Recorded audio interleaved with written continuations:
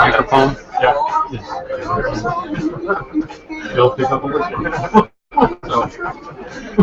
Fair enough. Thank you for the warning. Yep.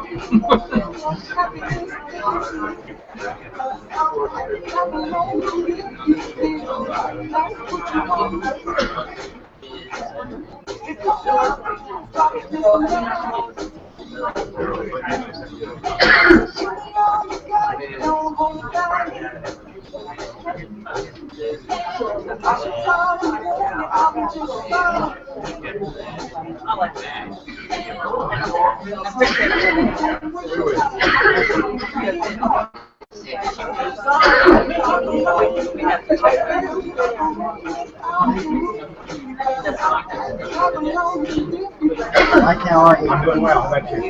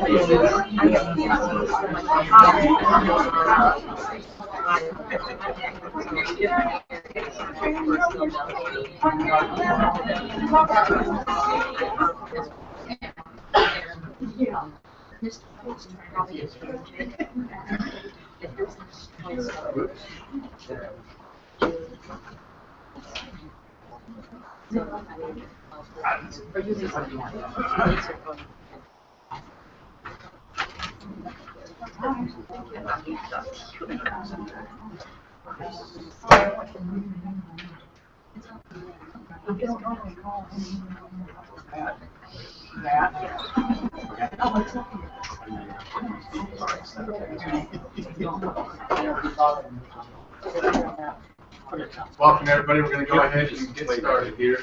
Please rise and pledge allegiance. Allegiance to the flag of the United States of America and to the republic for which it stands, one nation, under God, indivisible, with liberty and justice for all. Welcome, everybody, and thanks for your attendance tonight. First item of business is approve the consent agenda. Does anybody have any questions on the consent agenda? Matt's been asked to move the conflict of interest policy BBFA to new business item G. Oh, H. okay, I don't know my alphabet tonight, sorry. Oh, I got it.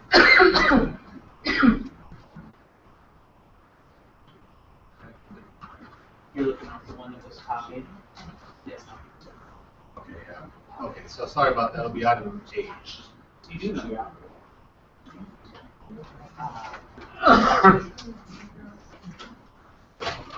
Okay, sorry about that.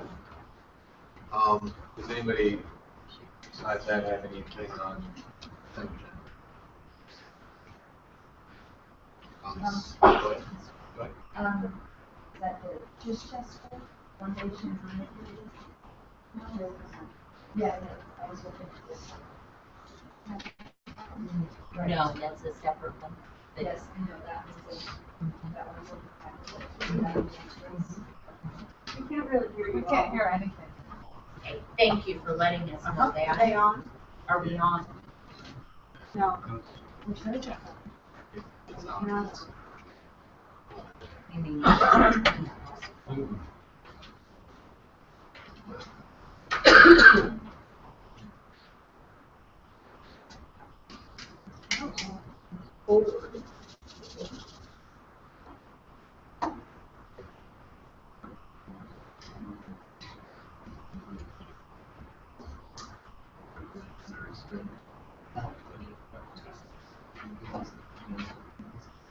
Yeah.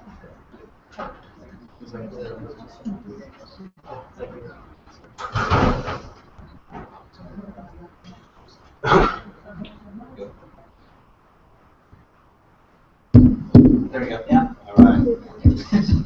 Okay. Small miracles. Heidi, check, mic 1 2 1 2, check. Yeah. Great job, Jeff. Hello? Okay, so so everybody understands conflict of interest policy, BBFA moved to item H for new business. And Kelly, you had another question? Yeah. Okay, any other questions with consent agenda? As there are none, consent agenda is approved unanimously.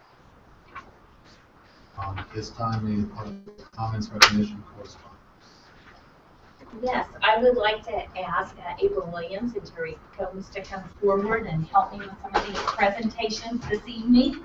Not sure if everyone was able to join us, but we are recognizing some sponsors that helped us out with some donations for our students for summer school, and also a community partner tonight. We would first like to start with O'Reilly Auto Parts. From Clinton and from the Noster locations. Are there anyone here representing? Well, and it was their district office too. They provided lanyards for all of our kids and then frisbees for giveaways, so we can make that. Very nice. So it was very nice, especially when we were organizing into our classes and getting students on the right buses on the way home. So they have those lanyards and then their name tags. That was really a helpful thing, and we do appreciate our community partners in education for helping us out with that. We also had the Army recruiting station in Warrensburg. They also did. They also did lanyards for us. We needed quite a few, so we got them from several different. Yes. Yes. We also had Sonic Drive-In of Noster. Is anyone from Sonic here this evening? They donated a tremendous number of gift cards for the kids, drinks, free drinks, that sort of thing. And so they've been wonderful to us, and we do appreciate their support. Next, we had State Fair Community College.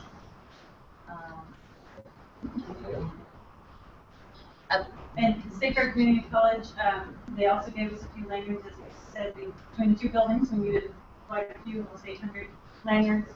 And then they also provided a field trip for our 7th and 8th grade students. And they paid for the transportation, they provided them lunch, and they all got a water bottle, and then they did a ski shot. And they turned around and to also see the art museum, and they paid for them. The one down in Civilian? The one in Civilian. Really nice. Amanda Stadlin, the Director of Project Readiness, she's the Director of Admissions now, but she really has been a great partner for our school district, helping out in summer school, promoting STEAM, but also helping us with our early college and full enrollment classes. So, thank you. And, summer school partners is most appropriate at this plan for this comes help me make those presentations as they were our summer school K-8 summer journey principals. And then we have another community partner. I would like Ms. Janice Layton to come forward. Janice is here this evening. She's representing OPA and our food service team from OPA and from the Noster R8 School District. And they did a tremendous job in not only making homemade cinnamon rolls and homemade cookies, and donating coffee for our community meetings, outreach meetings that we've had, but also for our building staff. So I really appreciate your help with that, and our ladies in the kitchen as well. Thank you very much.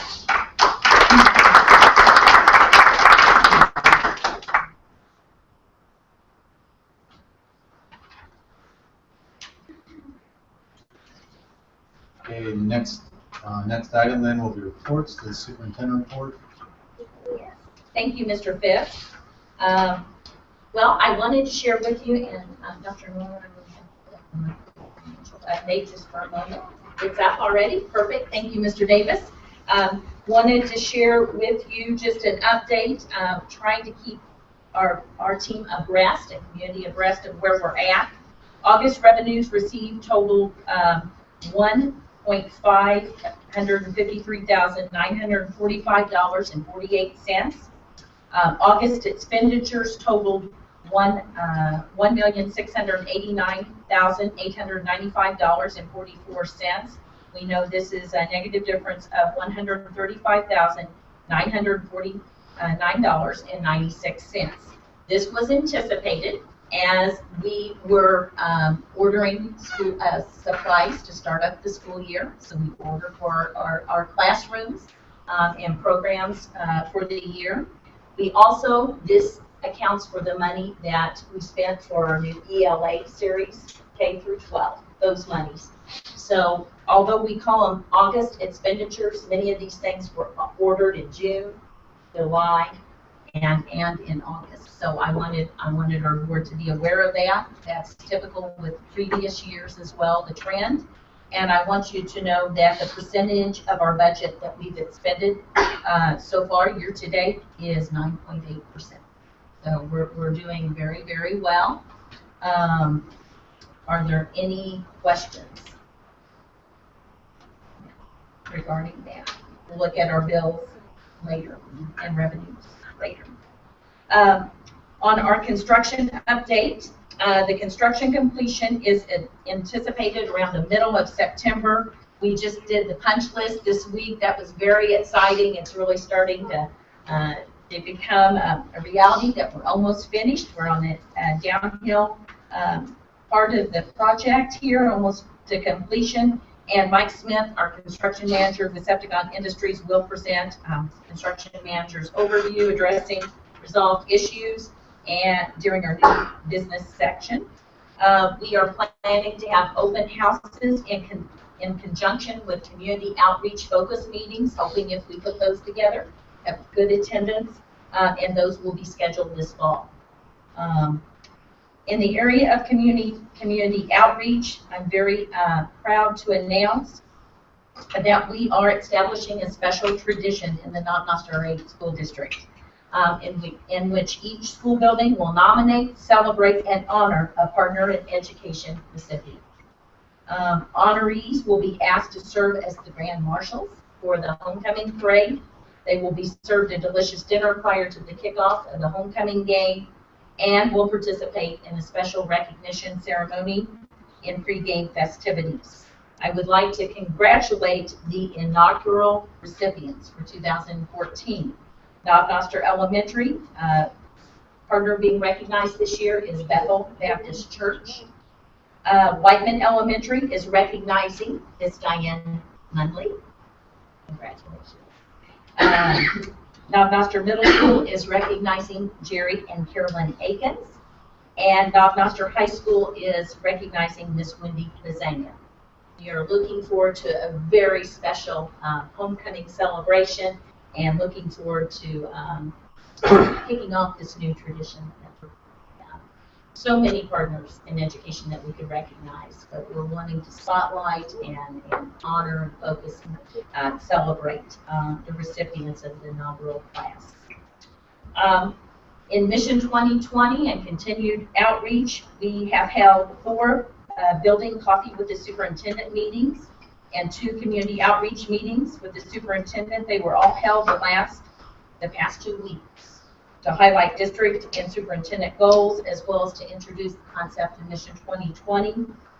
We will be forming focus groups this fall to gather feedback and data to consider towards the creation of that Mission 2020 plan, which is the 5-year replacement schedule. Again, addressing the areas of instructional resources, facilities, transportation, and in technology. Have an update on the mentoring program. Very excited, been collaborating with Colonel Sparks, also with Diane, and with our counseling team, Mrs. Combs. We are very excited about this renewed partnership. It will begin around the middle of October, but the planning has been taking place. We will host Noster School District in partnership with Whiteman Air Force Base, and our local Noster community will revive this tremendous mentoring program for students in grades K through 12. In the past, this has just been a tremendous program assisting students, providing tutoring assistance and extra support during life's transitions.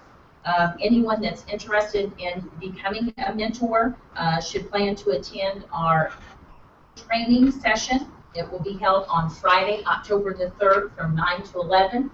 We will hold that in the Trails Regional Library Conference Room. And of course, all mentors will be required to pass a background check and be willing to commit 1 hour a week to work with their assigned students. One of our high school counselors, Miss Amanda Wesley, will serve as the district mentoring coordinator. So we're really excited about that. Wanted to update you where we were at in that process. Also tonight, we're going to focus and highlight and discuss summer school. I hope you enjoyed it as you came in before the meeting. We were rolling a video clip of students and teachers in our summer school program. I want to thank Ms. Williams and Ms. Combs for putting that together. But Newton Alliance, LLC, and summer school building principals, again, will prepare an overview for us. 526 students completed the summer journey program in pre-K grades pre-K through 8. We did have 21 students from the high school complete their half a unit of graduation requirement and personal finance class. I might add they had 100% attendance, 21 out of 21 students, so that was nice to see.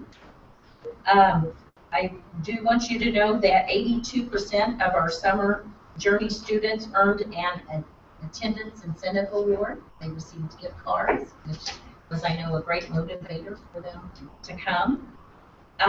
We also, the summer journey incentives awarded to students totaled in the amount of $38,850. So it's quite a few. On the fiscal end, I would like to share that our school district will receive an additional $107,517.32 in state funding during the school year after all summer school bills are paid. To Newton Alliance, to summer school staff, and this includes transportation and food service. I would like to note on that that transportation was paid for by Newton Alliance LLC. We were able to use our own transportation team and fleet, and that was really, really a great thing. And also, I wanted to let you know that we were able to receive a summer school grant. Ms. Layton helped us with that as well, and so we were able to provide free breakfast and lunch for our students through this program, so that it was really a great thing.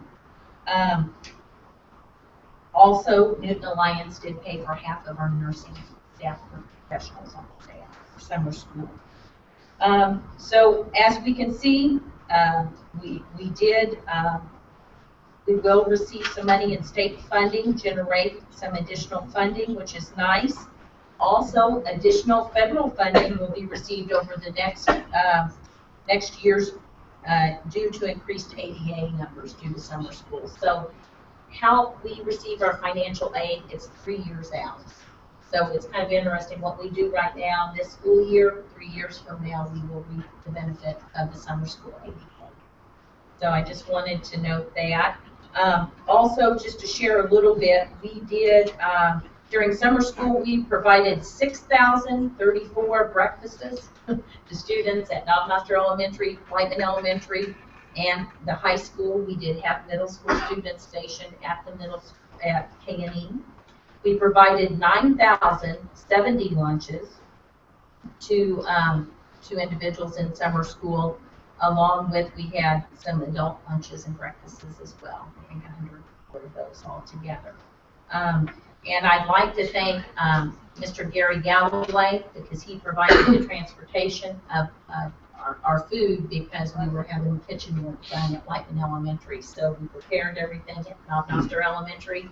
And thank our kitchen staff for being so flexible as well, and Mr. Galloway for making that happen. In the area of instructional leadership, our annual performance report reveals continued district growth, I'm proud to say, in student achievement and attendance rates. The official APR was released. A CSIF, which is our Comprehensive School Improvement Plan overview, highlighted student achievement, and APR data will be presented tonight by Mrs. Williams. So we look forward to that report. In the area of communication, I'd like to note that we are forming as we speak. I have some of the representatives already on board. We should have the rest of them by the end of the week. We are forming what's called a District Connect Committee. We call it the DCC Committee. This committee will serve as a district staff advisory committee and will help to enhance internal communication. These monthly DCC meetings will be held to highlight district goals, action steps, and plans that we have. Again, the mission of this committee will be to improve internal communication, develop goodwill ambassadors in our schools and our community, sharing positive news and feedback, and also provide important data and feedback regarding the Creation 20 plan. We will have representatives from every employee group, and from our teacher group, we will have one representative from each building. So I thought that was important to note. And again, this just helps to support us in our mission of communicating, collaborating, and connecting together as a school and community to support educational excellence and equity for all of our students. Finally, the legislative update. I did participate in a phone conference call with Governor Nixon and the rest of the superintendents across the state. Our governor did ask for continued support as this week the General Assembly is reconvening to talk about the 12 tax bills proposals. These will, in his opinion, and they will drain educational funding and divert public school dollars towards voucher programs, and again will be detrimental to public school funding. He went on to note that approximately $276 million annually could be reduced from general state revenue that will impact our Prop C funding. He said currently school districts receive right at about $104 per student for Prop C, and again, that would be greatly reduced if these proposed tax cuts move forward. Again, these vetoes may be overridden during this session, and so the governor did ask for us to contact our legislators to encourage them to uphold his vetoes and protect state public school funding. A lot on the horizon, a lot of interesting things going on in Jeff City right now. Also, I wanted to keep the board and community abreast of the fact that I'll be attending training for the School Business Leaders Workshop in September, later this month. where I will go and be trained. It's a full day training on how to fill out our federal impact aid. That's important. We fill out that form each year. I also will be attending the NAFIS conference. That's where we go to learn more about impact aid, federal funding levels.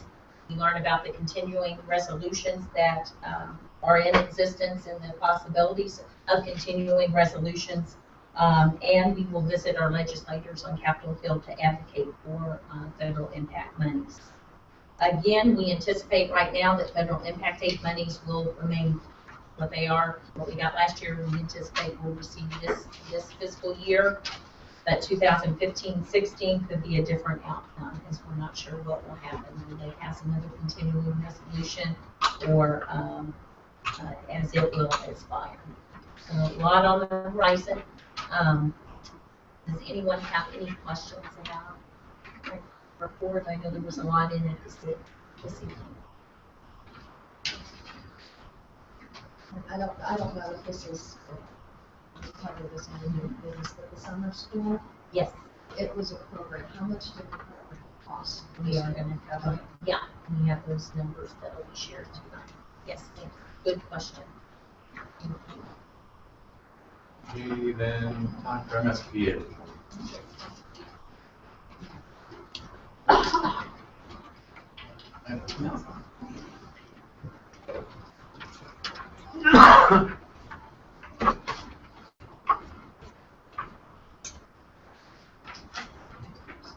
Hello, everyone, and welcome to the Missouri School Boards Association's Board Report for the month of September. We thank you for the opportunity to share some news and information during a few minutes of your board meeting. We begin with a look at the issue of Missouri school districts struggling to comply with the federal government school nutrition law. The current law, known as the Healthy, Hunger-Free Kids Act, imposes new responsibilities on school districts without sufficient federal funding and resources. Some provisions of the law are forcing districts to redirect money from elsewhere in the district to the school food services program or shift additional costs to students and their families. Some food service directors are worried that higher costs to families and some of the new nutrition requirements are resulting in fewer students participating in the school lunch program. Deputy Undersecretary in the U.S. Department of Agriculture, Dr. Janie Thornton, visited Columbia recently to discuss these issues with food service directors, school administrators, and board members from districts throughout the state. She agrees dropping participation in the school lunch program is a problem. One reason is that the meal pattern, kids may not like whatever it is, but often it's not because they don't like it, it's because they've never seen it. They do not know what it is. Kids may have never seen or heard of quinoa, even broccoli. I've been in schools that the children had never tasted broccoli. So we talked about little sample taste tests and how we could encourage particularly middle school kids, have some high school sports folks go in and talk about why it's important to eat healthy. And it's amazing, kids working with kids, what a difference that would make. Dr. Thornton's meeting was arranged by MSBA in cooperation with Congresswoman Vicki Hartzler's office. MSBA and the National School Boards Association are supporting legislation now pending in Congress that would restore local flexibility and authority to school districts struggling to comply with the provisions of the current child nutrition law. Missouri voters will be deciding in November on a proposed constitutional amendment that would make significant changes in the way teachers are evaluated and employed in Missouri.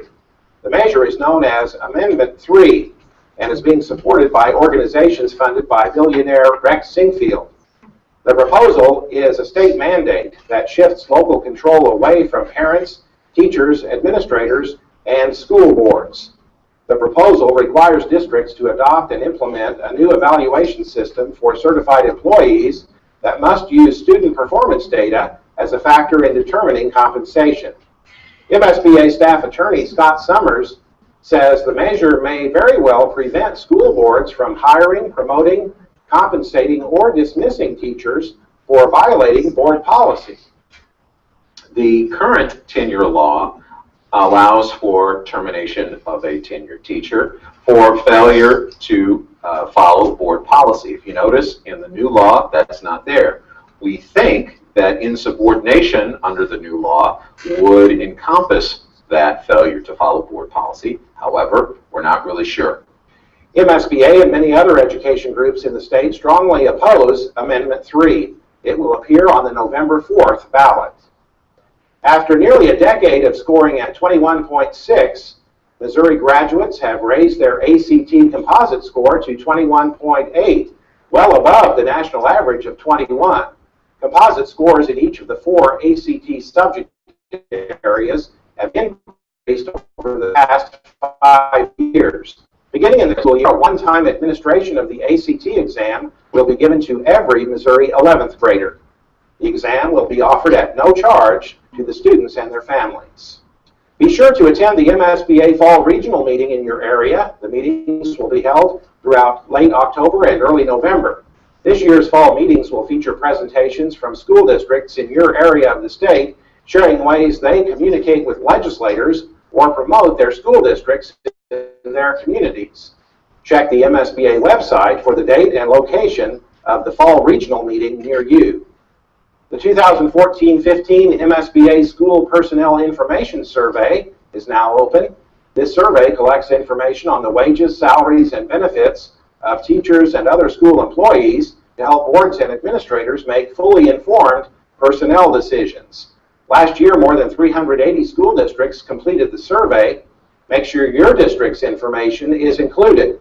MSBA member school districts that complete the survey by Friday, November 21st will receive free access to the data collected in a usable and sortable Excel format in time to make spring personnel decisions. That's it for this month's edition of the MSBA Board Report.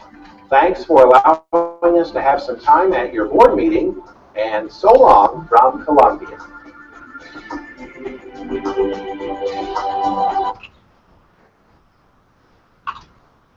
Does anybody have anything to add on to MSBA? As far as the delegates, Amendment 3 is coming up. We're going to discuss that later. We don't want to get into that in too much because The only thing is, I think it came out, and I'll double check, but I believe it came out with the delegates and the stuff on the speaker website. So, he discussed delegate. If it's there, I'll forward that. That link for that delegate assembly handles questions. And get them back before we do the September program index. Okay, next, the white. Thanks. Most part, some regrets, but I did have 1 or 2 additional updates on the program. Ms. Munley has created a flyer that was put out on our Facebook page. If I'm not mistaken, we also did the school district published one there on paperwork. There is going to be face-wide emails that go out on Thursday or Friday of this week, advertising the program, as well as an article in the Facebook that's quoting Ms. Carter on the significance of the program. We've got 7 volunteers already, and with some arm twisting, potential of at least half a dozen more right now. So I want to commend Ms. Munley on everything she's doing with the program and with Ms. Leslie to get off. If anyone wants to grab for a couple to hand out. We're off to a really good start on getting participation. From what Ms. Munley has told me, if people sign up in the next couple of weeks, there's still sufficient time to get the background check done prior to training. And so we can actually finish that background check and get the training done and start right away. Did I miss anything? We are planning a community outreach meeting on White Air Force Base too. We're hoping to have that next. So, I'm looking forward to it. I'm confident we're going to get more interest from especially our junior airmen and junior officers to participate in the program. from an age, an age-appropriate link that would be good, especially for high schoolers to see those younger learning officers. Thank you. Thank you very much. Thanks for being here. Good work. And on that note, next item, new business. We roll into, first item is summer school overview. I'd like to introduce Mrs. Counts and Ms. Williams to come up. They're going to start off the summer school program overview, followed by Mr. Wally Stiles, who was our regional operations manager, and Todd McIntyre and Carol Brown.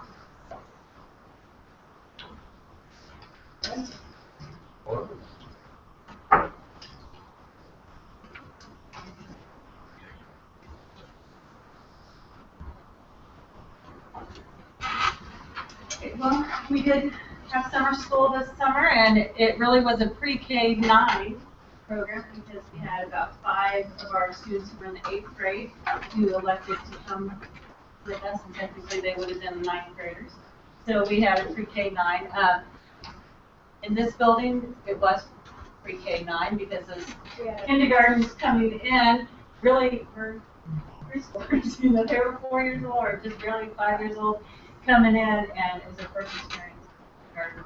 And so, we hit a wide variety of grade enrollment there. At this building, we had, to begin with, we had 432 students enrolled, and that was day 1.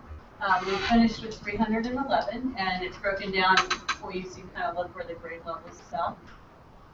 And at Whiteman, we started with 231, pre-K4, pre-K5, however you want to say that.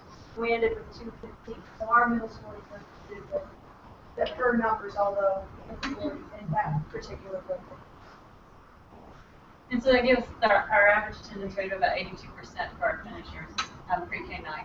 And, really when we talk about who didn't finish, who did not come back to summer school, there was several different reasons. Some of the kids went on vacations, and then once they were on vacation, they either didn't come back or vacation was scheduled till the last week of summer school. We had several kids that fell into that category. We had some who did choose that they did not decide they wanted to finish. We did have some discipline issues, but with summer school, as with the rest of the school year, we have high expectations for our students, and those don't change. It's going to be summer school. And then we had some who enrolled, but they never attended. When we look at that number, some of those kids never enrolled. They had changed their minds, or schedules had changed, or they You moved. guys sounded fun. Got all excited, you got the Tootsie Roll, and they're excited. So that was some of the reasons that they may not have finished. When we look at our assessment, if you look at the kind of bold color bar is K&E, and then the darker green bar was Whiteman, and then the district was the light green bar. So in ELA, we saw an average gain at K&E of 34% from the pre-test to the post-test. And those, And that, and those were students grades 3 and 5. Pre-K 1 And then at Whiteman, they had a 32% gain for a district gain of about 33%. That's increasing their knowledge from the pre-test to the post-test. And then in math, K&E had a 57% gain. Whiteman had a 46% gain for an average of the district gain from pre-test. which we really took in about 16 days of Yes. summer school. Because our summer school was short, and we went from 24 to 20 days. And we didn't test on the very first day they walked through the door, we waited until the second, and we did it on second to last day of summer. Kind of fun on that last day. Yeah. So it was a really short time frame to show growth, but the teachers did a great job. Came up with the assessment. The assessment was from the company. It was part of the curriculum, and we taught the curriculum. We had picked the courses and So it was all prepared for us. All we had to do was administer it, score it. Are they, we attended this summer school, kids that have gone do some schoolwork prior to fall session? Well, hopefully both, because it is summer, we do want them to have a good time and enjoy summer, but we also want them to be learning while they're here. I was just wondering, like, what kids need to read to. Right, and I see some of that. the way that the program was organized, in the morning, all of the kids went to four classes. Every single grade level had math, they had ELA, they read, they had science, they had social studies in the morning. And then in the afternoon, they got to go to different classes, be like your fun elective kind of class. And so they got a mix of both. And I believe it's my understanding that in order to have a DESE approved summer school, half of your day has to be with 4 courses. So in order to get the ADA and the funding from the state, like we did, $107,000, half of the day had to be core content, and then the other half could be those fun. And really the morning, even though it was core, it was definitely decidedly more engagement than we typically have during some days at school, during the regular school. It's very hands-on active. I looked at that survey, everybody liked cooking. Everybody liked cooking. They did. Well, kids Why love we to go to eat. school? Absolutely. And most of them got to do it in the afternoon. Yeah. I love cooking too, I can eat one. So did, Yes, they did. I'm sure, you know, some school has got to be something besides having fun. And it was, they worked hard and they did a great job. And when you look at the changes in their math scores and their ELA, it shows that in that time they were growing. I guess after what I looked at, this parent-educator survey here, and all the comments that are in here, I just, and it's hard to believe that some of these comments as far as prep time and everything else, and how the kids spent all day and, you know, without recess or without any breaks and stuff like that. I mean, after reading through all this information, there's some positive stuff in here, but I guess what Mr. Hill's trying to say is, you know, the remedial help that you need in the summertime based on how your school went during the year, that's always what I thought summer school was there for, was to help you try to get ahead on what you were falling behind on. You know, some of this stuff doesn't even apply to what I consider summer school activities. And summer school was not full remedial this year. It was considered an enrichment program, is what the district decided to focus on for our initial, because we hadn't had summer school for a couple of years. So the decision was made when we got back into it that we went the enrichment route to see where we were going to go with it. It was kind of a learning experience for all of us to see what this brought to the table and then to learn and grow from it. So, and I do recall at least one of the staff comments was, we probably do need to be considering at some point, moving forward, what are we going to do for those students who need a little more support than what this particular type of summer school brought to the table. And there were some kids that we moved back down to grade level because they would have, if they'd been in kindergarten, they would have been in first grade. And we did move a few back and they were with them. I mean, because like after reading this parent educator survey and the amount of prep time and everything else, and it goes on and on and on. It's not just one for instance. Well, and that's one aspect. I mean, but I think we did have about 3 board members walk through the building, and I think what you saw were the kids engaged in the activities they were doing. And I know some came on the last day, so it's a little different type of a day for them. But the kids were engaged in what they were doing, and that's a key to getting any kid to learn at any time. And some of the lessons, one of our teachers actually said she liked the lesson, and she thinks she's going to use that for her kids their school year because the kids really enjoyed the book, and she felt like it really benefited. So I do think that even though you're getting an overview, there are very positive pieces to pull out. I can understand that too. Right. Yeah, and we have a list of both pros and cons. We're not, there were definitely both that we can look forward to and decide, this is how we can, because even the cons, what that brings to my mind is, how do we correct that and move forward and make that better, make it a growth opportunity, not just say, that was terrible, but what are we going to do about it going on? How are we going to look at those remedials? How are we going to address the amount of prep time? How are we gonna, those are all things that we're already thinking about, what does that look like? But when you present us with these numbers from the end of survey after school is over, knowing that the contractor is the one who supplied the information and compiles this information, I would say it's probably gonna look good on paper based on the fact that they're the contractor.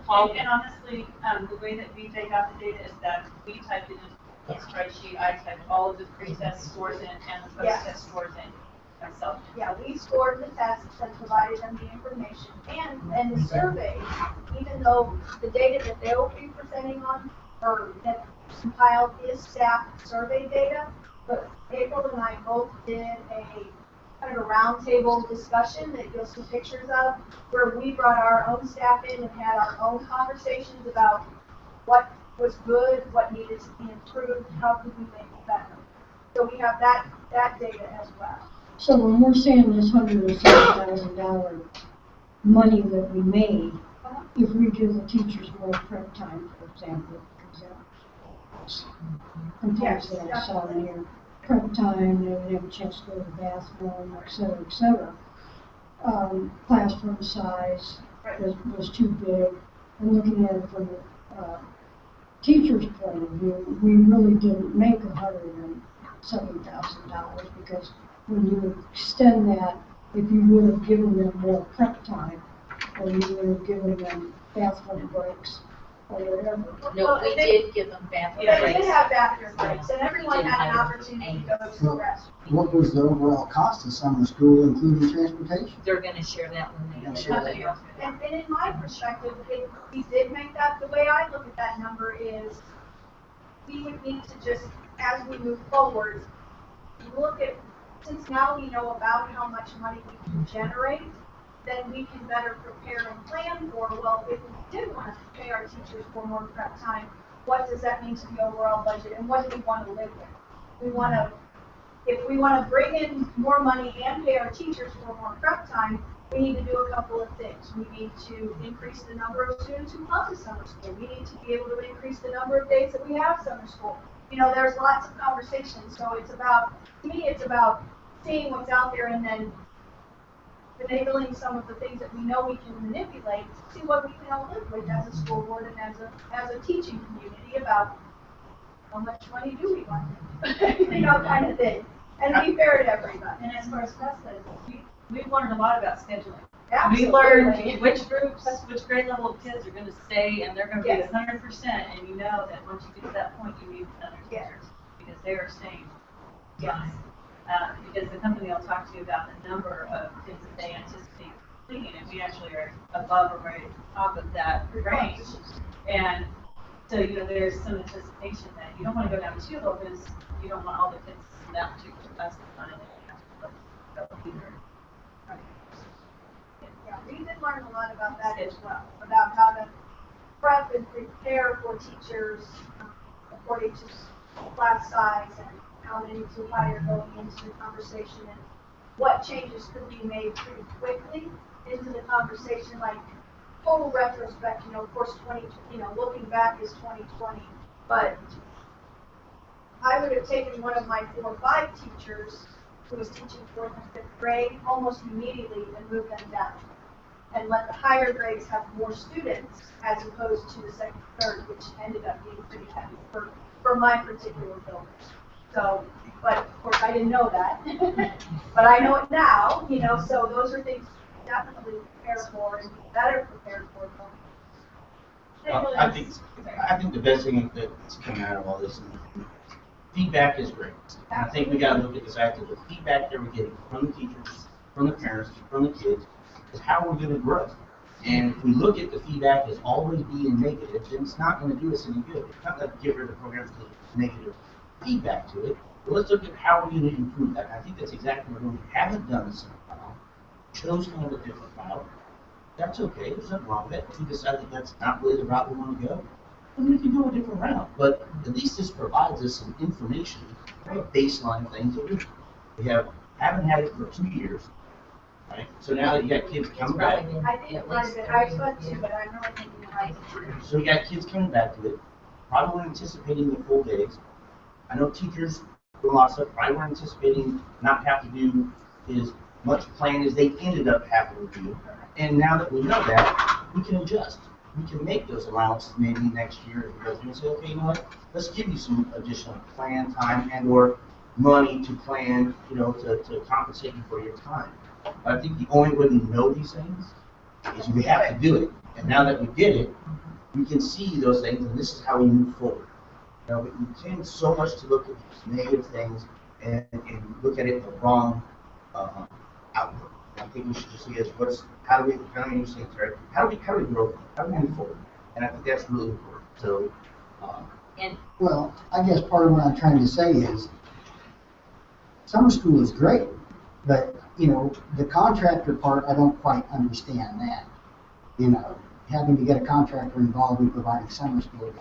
With teachers that are already I can speak from a little bit. I know Dr. Lorenz did, but prior to the 3 years before, when we did have summer school, our district summer school was held, and we did not create any funds, any revenue from that expenditure.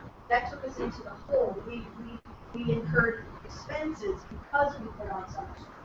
So one of the things was to see if this could help support and generate some revenue for the district so we could do some additional things, moving on with the money that summer's created instead of having it take us down into red.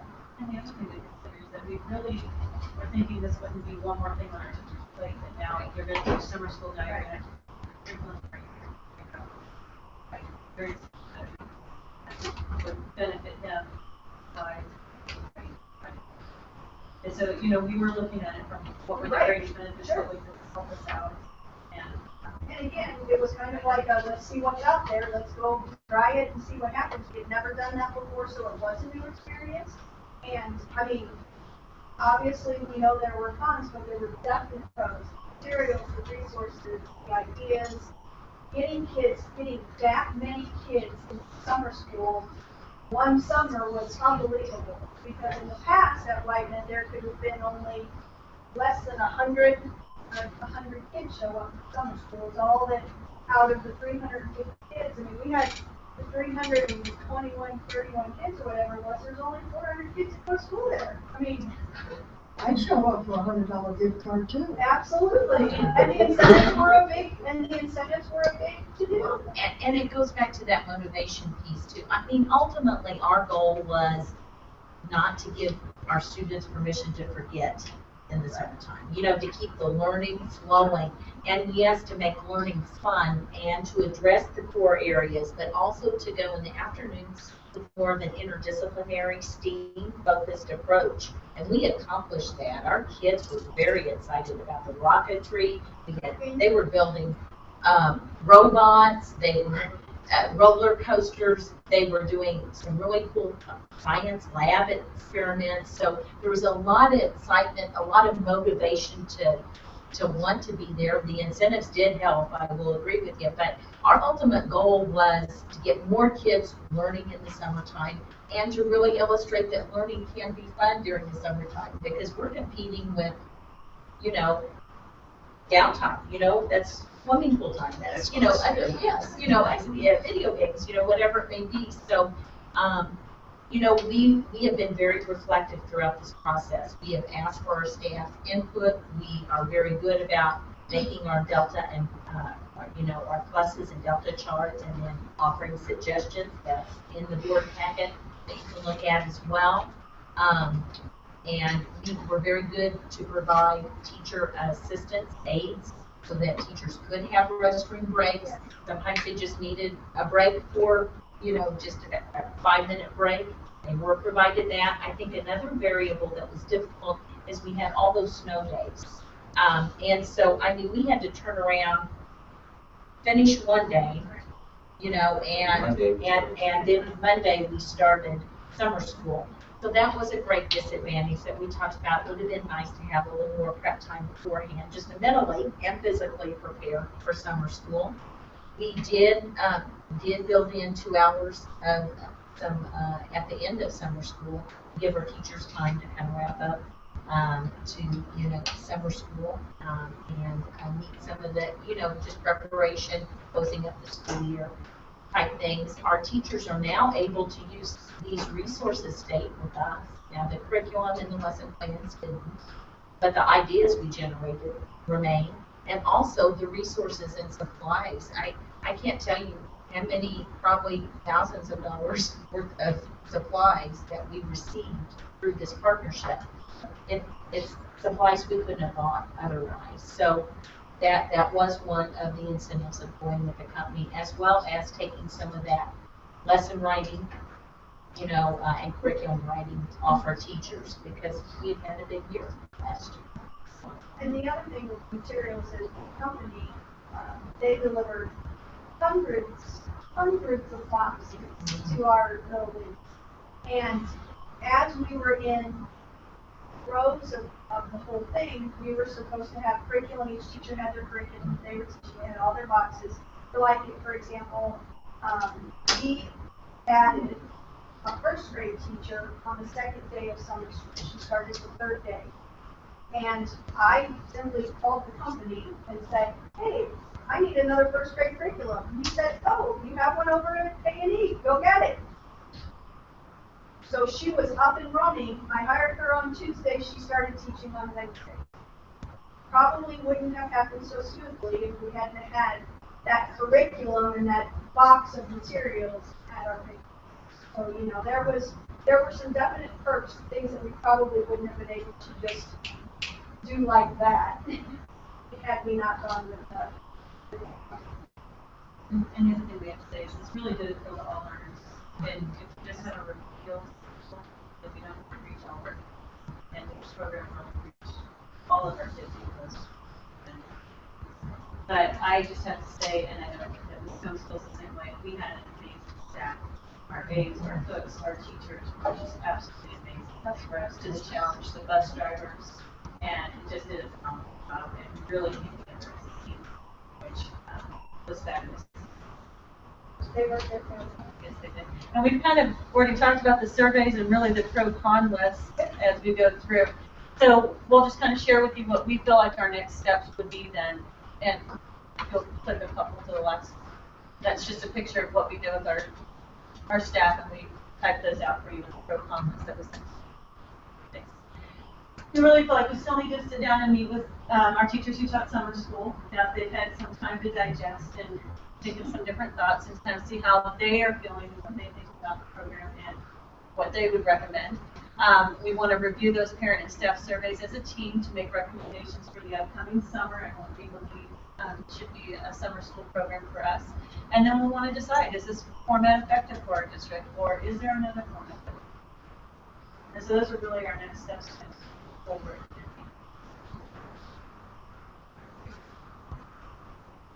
Any questions?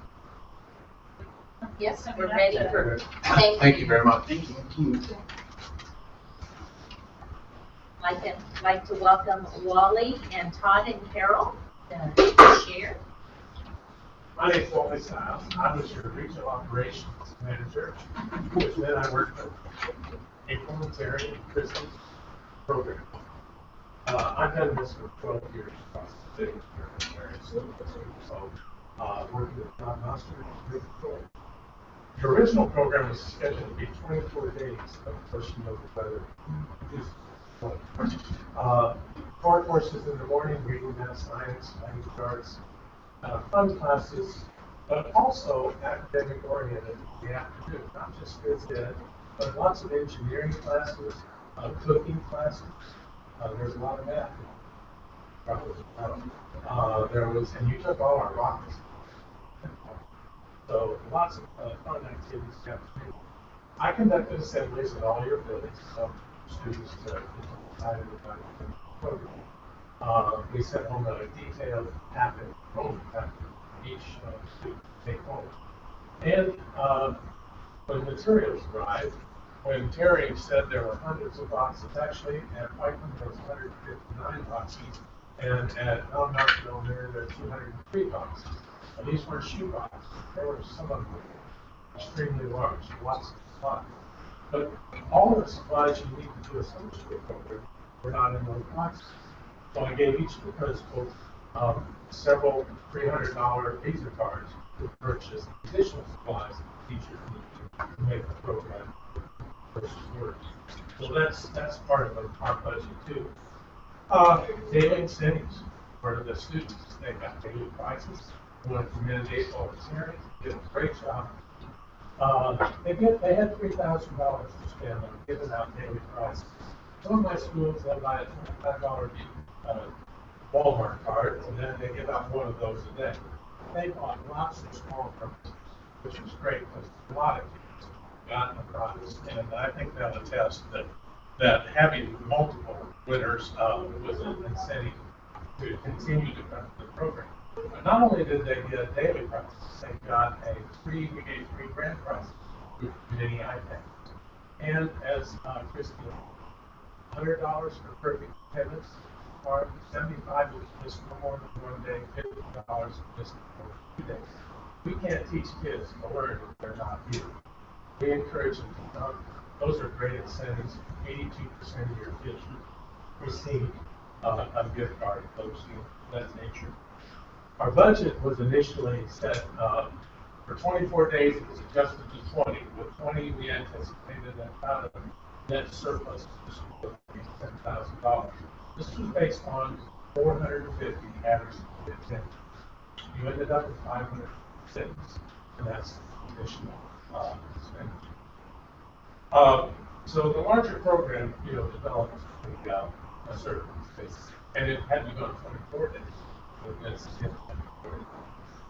Assessments were given in grades 3 through 8. They are tests developed by us because we have multiple courses to select from in reading and math. And so if you take this reading course and this language arts class, we have a specific test that's generated for those courses. Tests are what's called criteria reference tests. The students take a test at the start of the second day, and they take the same test on the next class. This measures the learning that occurred. Reading and math, reading was 33% achievement A, math was 50% achievement A. This type of test was given by Missouri prior to that in the late 80s. They've done away with that, but we think the criteria reference is supposed to look for they started where they ended up. Surveys. 61% of the teachers said that they would teach again in the program and they were satisfied with the program. This is the lowest I've ever had in my school. 90%. We definitely have to do something to continue this program to boost that up. And I am more than welcome to go to Christy and April and Terry or anyone else they so designate to see if we can address the teacher concerns of the issue. That needs to be. However, on the other end of the spectrum, you have parent survey. 92% of parents said they strongly agree or agree that they would recommend the program to other parents. So very positive. On the other side, there's parent comments. Now, each of you has this report that's online. We meant to bring you hard copies tonight. Carol is still waiting to have those delivered to her house. Her husband's texted her a while ago that they haven't come yet. So if you can look online, you can have this.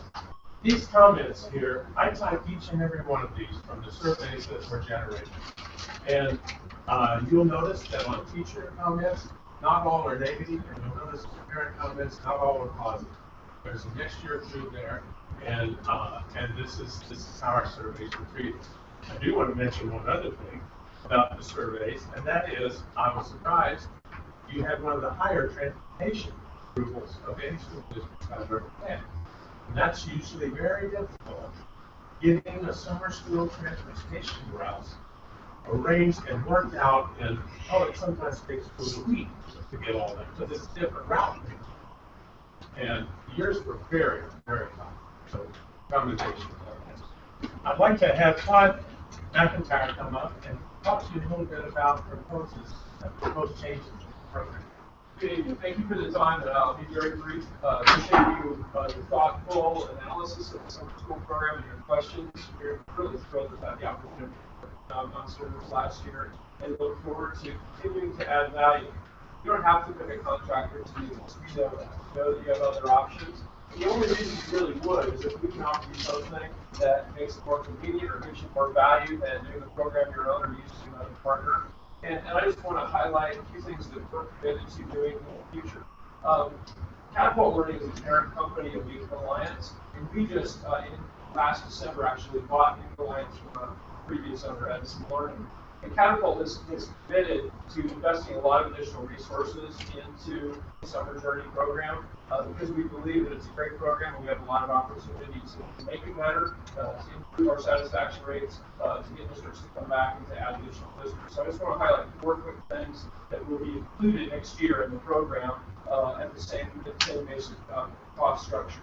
One is, in addition to the 200 plus enrichment courses that you're allowed to pick from, we're going to be adding a whole series of remedial courses as well. So if there are students that need specific intervention in reading or math during the summer to help them stay on grade level, or if they've fallen behind, those courses will be available.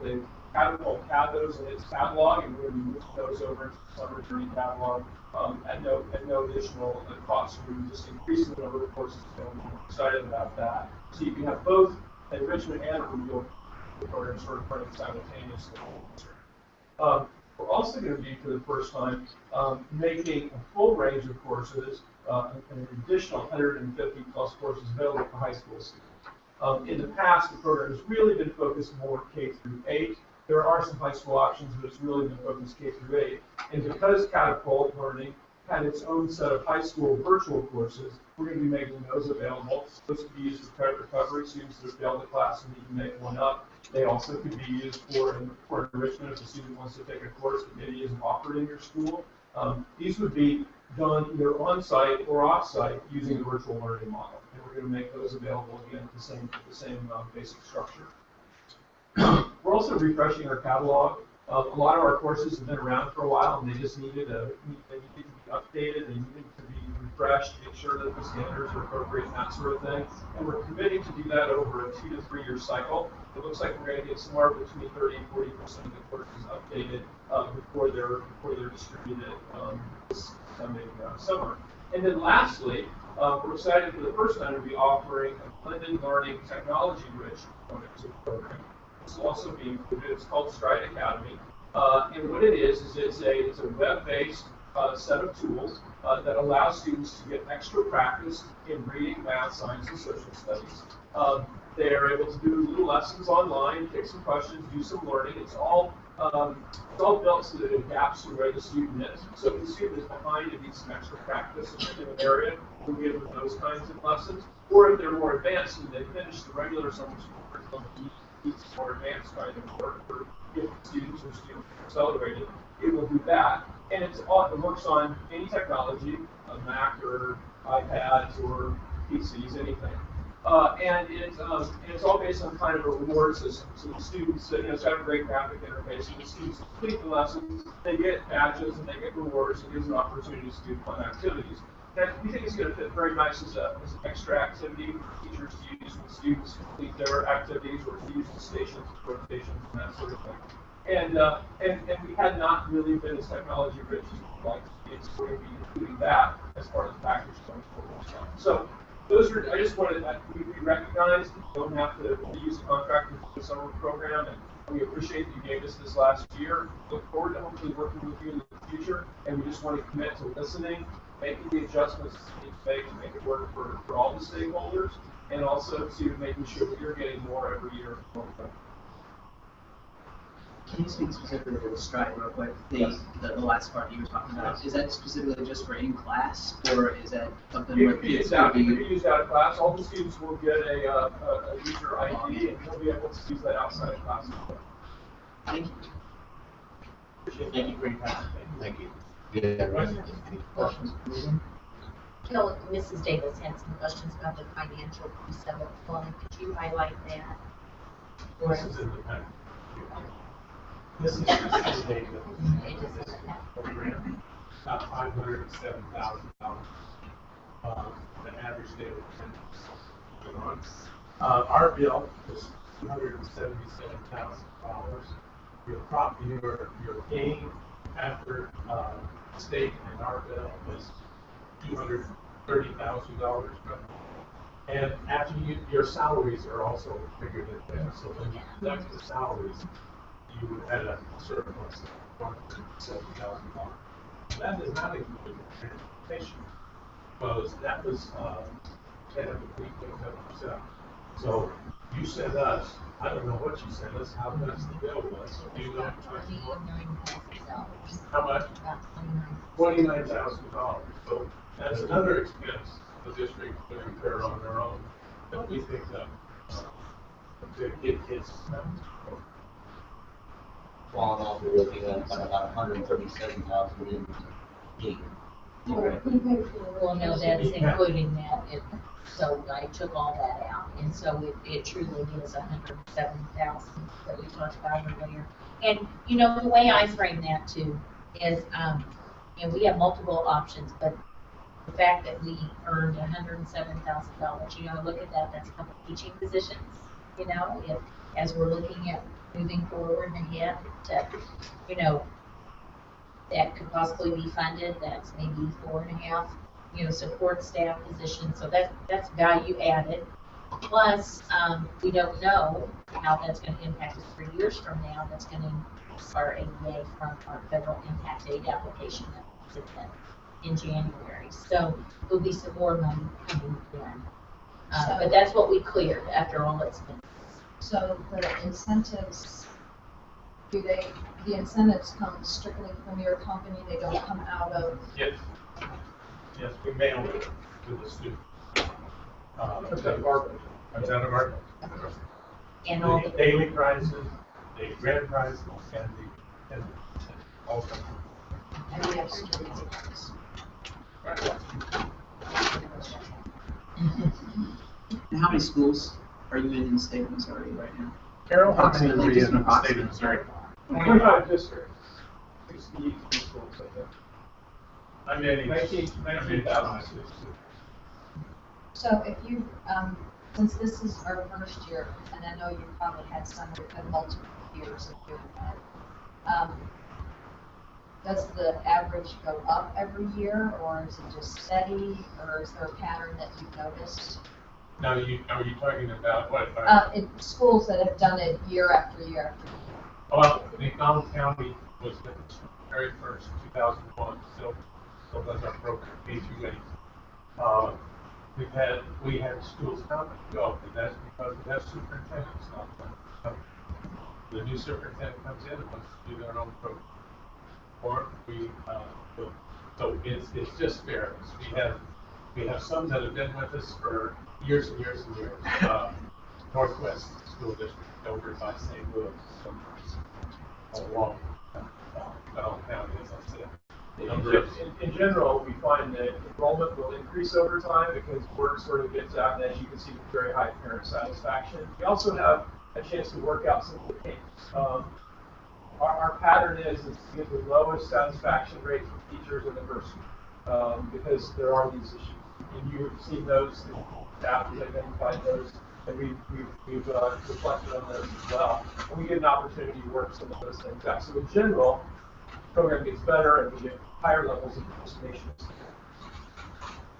Summersville is a unique program in that you don't have to reside in the school district to attend your summer.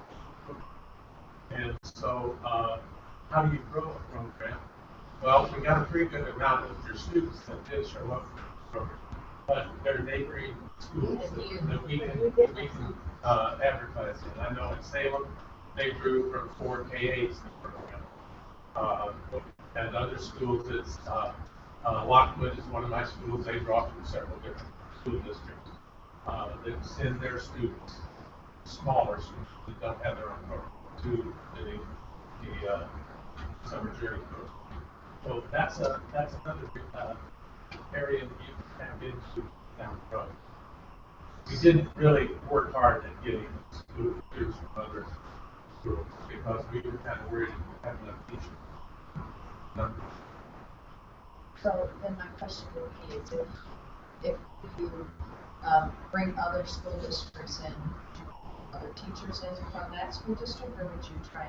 Well, we try to keep it, I mean, everybody that wanted to teach summer school, got to teach summer school from our district this year. I mean, we really, I mean, we had alternates at first, but as the numbers grew, we were able to offer that to all our teachers, which was great. We did have a few students from a few neighboring districts. I think we had two represented different other districts that children, parents called us, heard about the program, said, student, absolutely, you have to provide your own transportation. They're out of the district, but they can, we still, you know, that's still hours for summer school yay. So, but no, we would always look to provide that opportunity to our teachers, you know, first, and then short of it, to.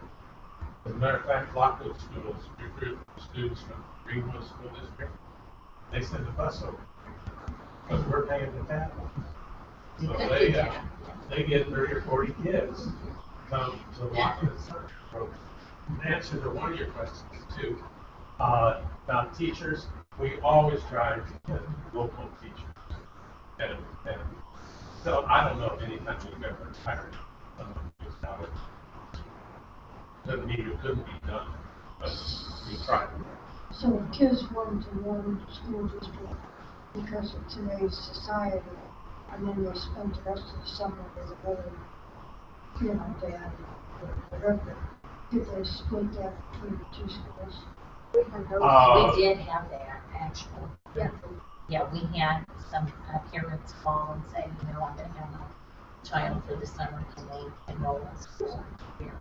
So it worked out really well. Like say it was going from here and Greenwood. Right. Well, Greenwood does the Lockwood program, so they transport the Greenwood students over to Lockwood. But if you had a kid who wanted to attend 2 weeks of your summer and then sign up and do 2 weeks at another school, that would be an issue for the school if they wanted to do that. I don't know what. But you would still be eligible for all these schools. Well, not if they only attended 2 weeks here. Our attendance is based on no missing no more than 2 days. But they'd be eligible for all the daily prizes. And if they were engaged here, assume the grant comes. I leave that up to the school. The only way that would work is to have council. Yes. I've got a We can question work here. that through. So on the state funding now, do we receive the state funding or do you all receive the state funding? You get, but you will turn in your attendance on this program. I think it was $73,000. Yes. And it's in this And we had to have, hard copy. we had to turn that in. So you turn that in. That'll be reflected in your state aid this year. So you're going to get an extra $507,000 just only on the summer program. Okay, so how do you all receive your funding? We don't receive, you get paid by you. You get paid by us. Afterwards. So we send you a bill, and you start paying us after you receive the funding from the state. I see. We start paying 10% in December, and we do that through January and March, and then April we have the payment, which is the final payment. So you will have received the majority of your state funding before all of our bill ever. That's a good question. It is good. Well, just trying to determine how you all can possibly afford iPads and incentive to these kids and prizes and everything else. And you know, I'm wondering how come we can't. You know. So I'm just trying to figure out where the money's coming from. Well, we've been in the business for 15 years, so we've really learned how to do it along the way. You know something we don't. Well, I'm not going to say that. What I'm saying, we have worked along the way to figure out where we can cut costs, where we can save money, where we can pass the savings on to schools, where we can still maintain a profit for us and a surplus for us. I see. So it's just a matter of, we've been at it. Sir, it's really a matter of driving enrollment. We can provide a program that is relatively easy for districts to implement, that offers more than, in most cases, they're able to offer on their own. And because we can drive enrollment to much higher levels than they had previously, that generates $500,000 more revenue than the district would have. It's easy to drive enrollment with all the incentives, you see what I'm getting at? In the past, we may have dropped the ball not giving enough incentives to these kids and providing transportation for these kids, which we did last year, to make that happen. And that's the choice the district would have to make. Yeah. You can take the lessons that you learned from working with us and choose what you want to do. Like I said, you only want to work with us if we can add. Well, I'm just trying to take this in as a learning lesson. Right. The only reason you would continue to work with us is if we can give you something that adds value.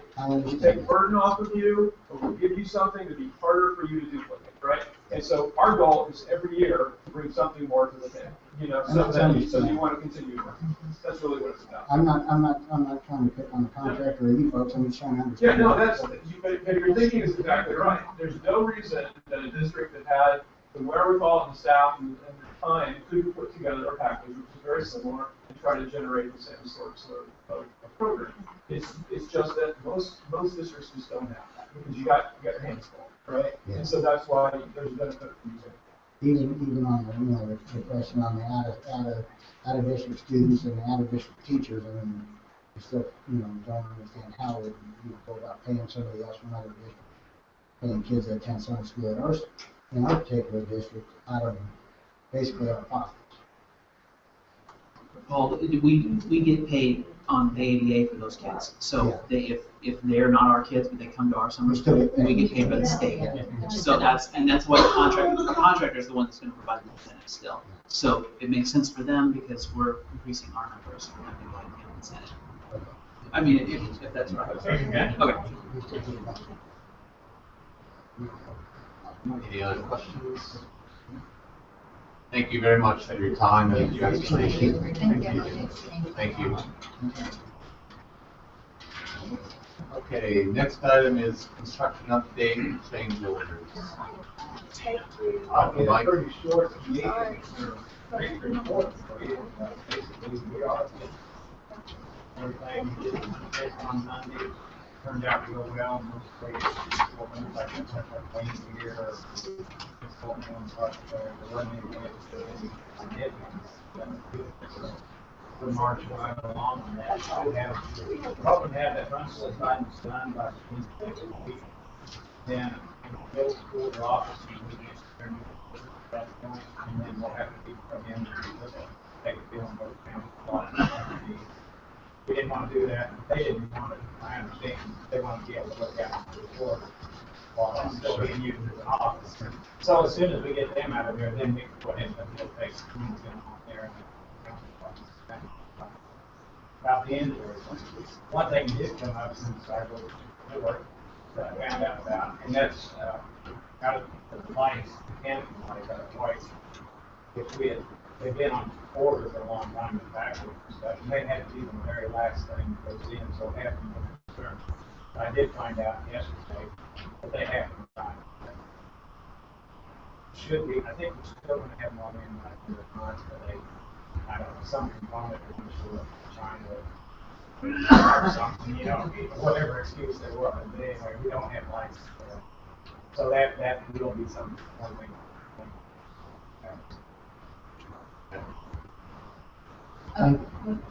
What did we find out about the technical issue with Panther Head or whatever at the high school? That was brought up during the punch list.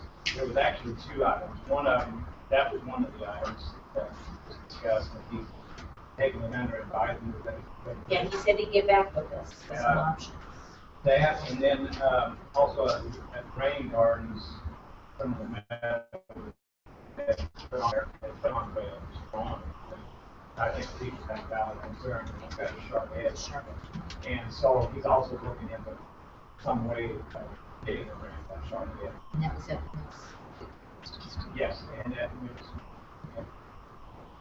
So who is who? It's our architect. The architect. Yeah. They get in touch Mike, I'd like to say thank you for being the liaison, the person that comes in here and keeps us abreast of what's going on. We appreciate it. I'm glad to. Any other questions on schedule? No, I just wanted to ask because I see gray-headed fence. I thought that came around and we voted, I thought it was like gold. That sure looks funny. I believe some of the stuff I saw as far as the artist conception goes, like K&MS, the numbers were colored black and orange. Can't recall, I haven't seen the picture in a while. But I thought that some of that stuff was colored in according to the artist conceptions of the drawings it had. But like I said, I hadn't seen those drawings lately, so that may be what he's talking And it may well be that probably predates me being involved in it, that all that stuff was submitted to the architect. He went through the whole submittal process with that, so I'm assuming that's, he wrote it out however it is. Is it up already from this one? I didn't see it. Yeah, it's there. Alright. Right here? Is it ready? It says silver gray. about. It's silver. It's aluminum finish, maybe, you're right. It's a painted finish, but it's painted and dyed in color, the whole thing. And it may look different than night. I'm going to go there. I haven't seen it at night since they had it.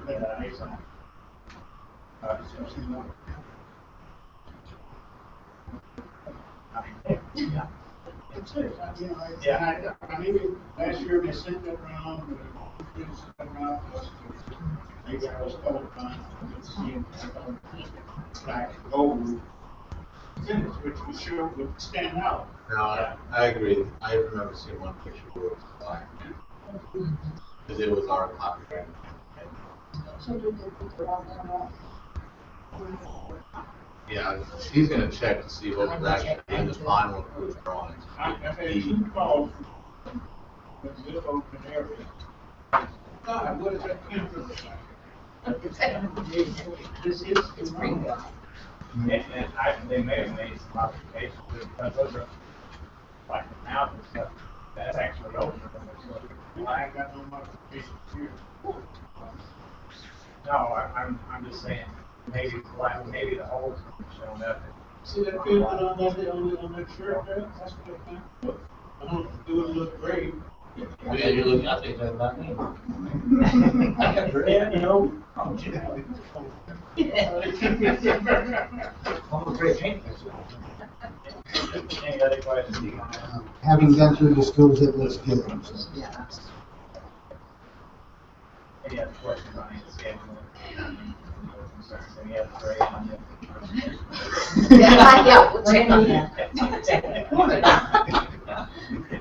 Well, maybe you'll just come by next time, just come in and say hey to us. Yeah. You won't ask no questions this time. Mike's like, I'm getting out of the It's hot like I'm seat for a so while. done with you. I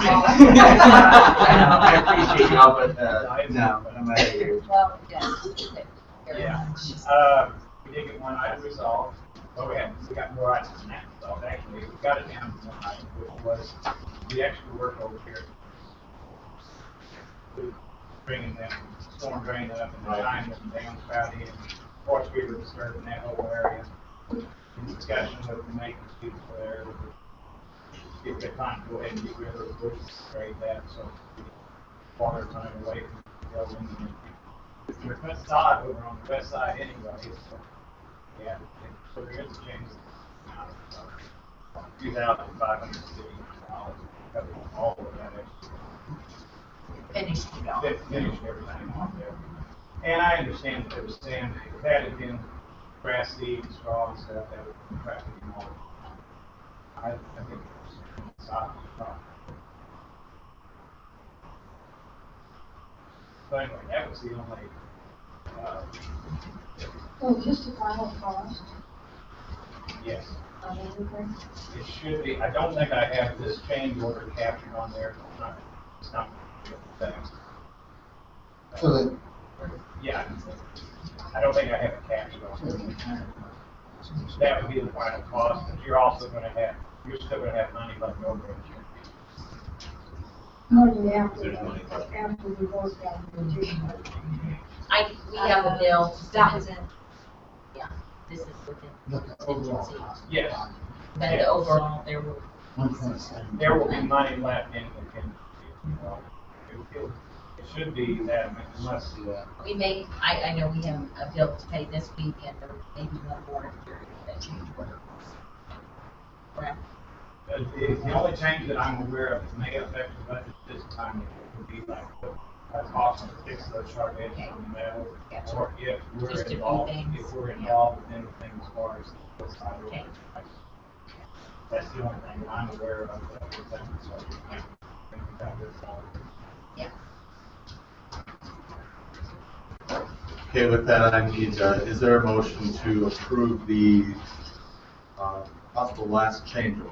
I'll move to approve the possible last change order and the amount of $2,500 as presented. All right, motion's been made to approve the change order for $2,559 as presented to the middle school entrance. Has been seconded. Is there any further discussion on that item? All in favor, please say aye. Aye. Opposed? Either any? So, motion passes. Excuse me, 7-0. Would anybody else have any other discussion? Thank you. Thank you very much, Mike. Thanks for all your time this summer. I appreciate it. Thank you. And Stan, you can quote me on that gray-headed man. I was gonna bring it up. I am, thank you.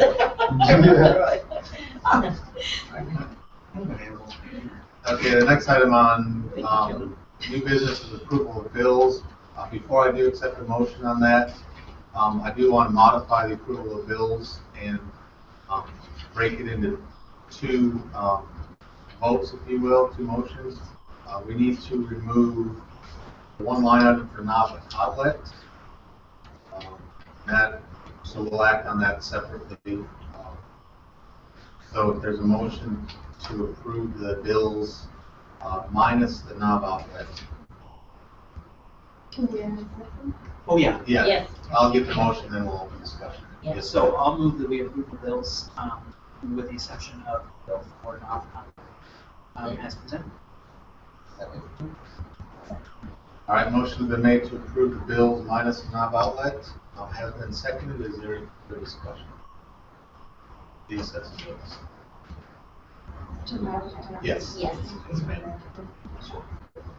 And I'm not sure which ones, sorry, because I got quite a few, I printed my own.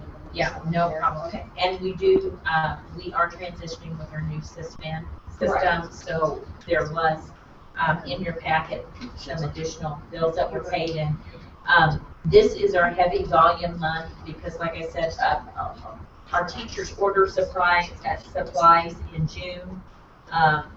Were billed after July 1, so we have high volume of materials and supplies that are ordered in June, July, and August.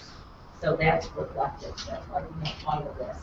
So when it's from now. Okay, on,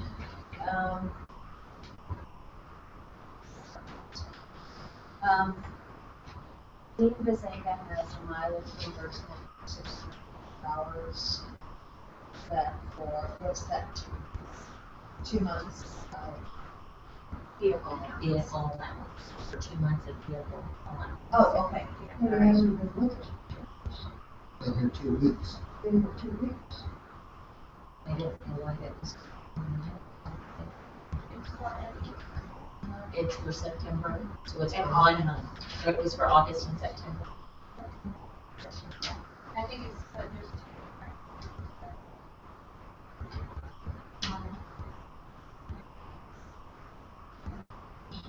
Do we get Is that information for, on I mean, that? is that for him to drive back? and Yes, forth? they, our maintenance, he is our director of buildings and grounds, our new one, and he is given allowance to use his own personal vehicle to drive around. I will have to check why. I mean, I imagine it was for the month of September, but I will check that.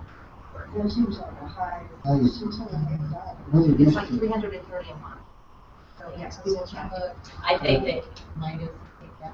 well, when did that, when did you start this district? 2 weeks ago? We'll make another check. We will check. That might have been, It was $320 a month. It is. 600. That's sort of, you need to figure that out. I certainly don't want to short Mr. Bazanga, but that No. just raises And- an eyebrow. And again, some of these were finished up right before Okay, okay. apologies that we will need to look at that, finished up right before the meeting. And the ATA, what's the word for that? It was down between music and motion and. Yes. So, what's that? I don't know what the ATA is. I think that's probably for our vocational technical association. I will get that exact acronym on that, but, can follow up with you, but I believe that's, dues for a professional organization. And this is National Forensic Week. Yes, oh, I'm excited about that, yes, that is for our thespians, our speech and drama students, and it is an honorary society. Actually, I helped start that chapter. Ms. Pearson, I did. $168 for mechanical pencils.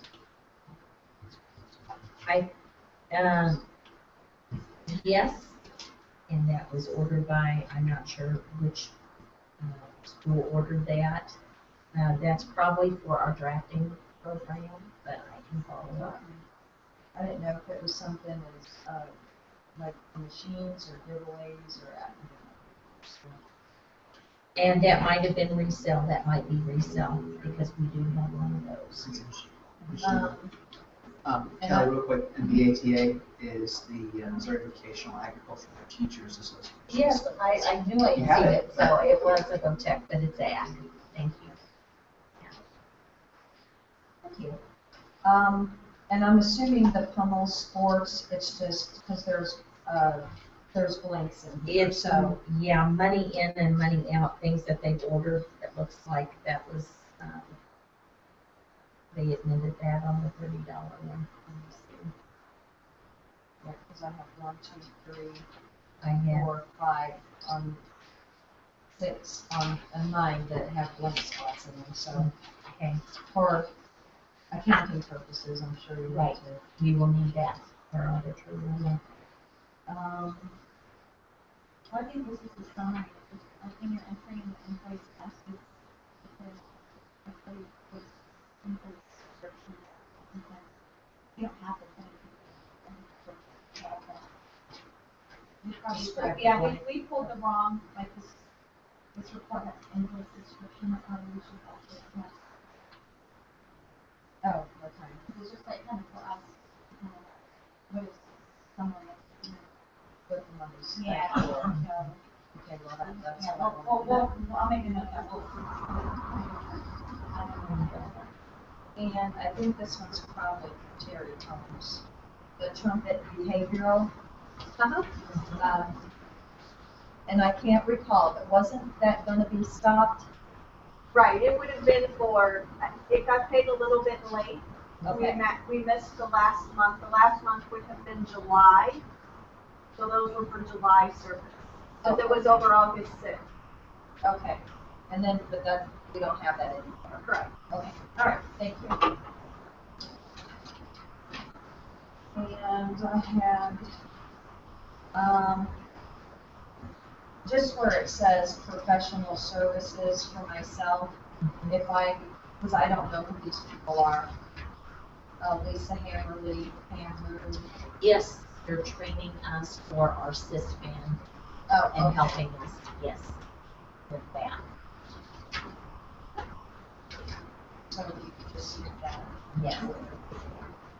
And 4n6fanatics.com. Renewal of level 2 membership. What was that again? I'm sorry. 4n6fanatics.com. Okay. It's on page 1 at the top here.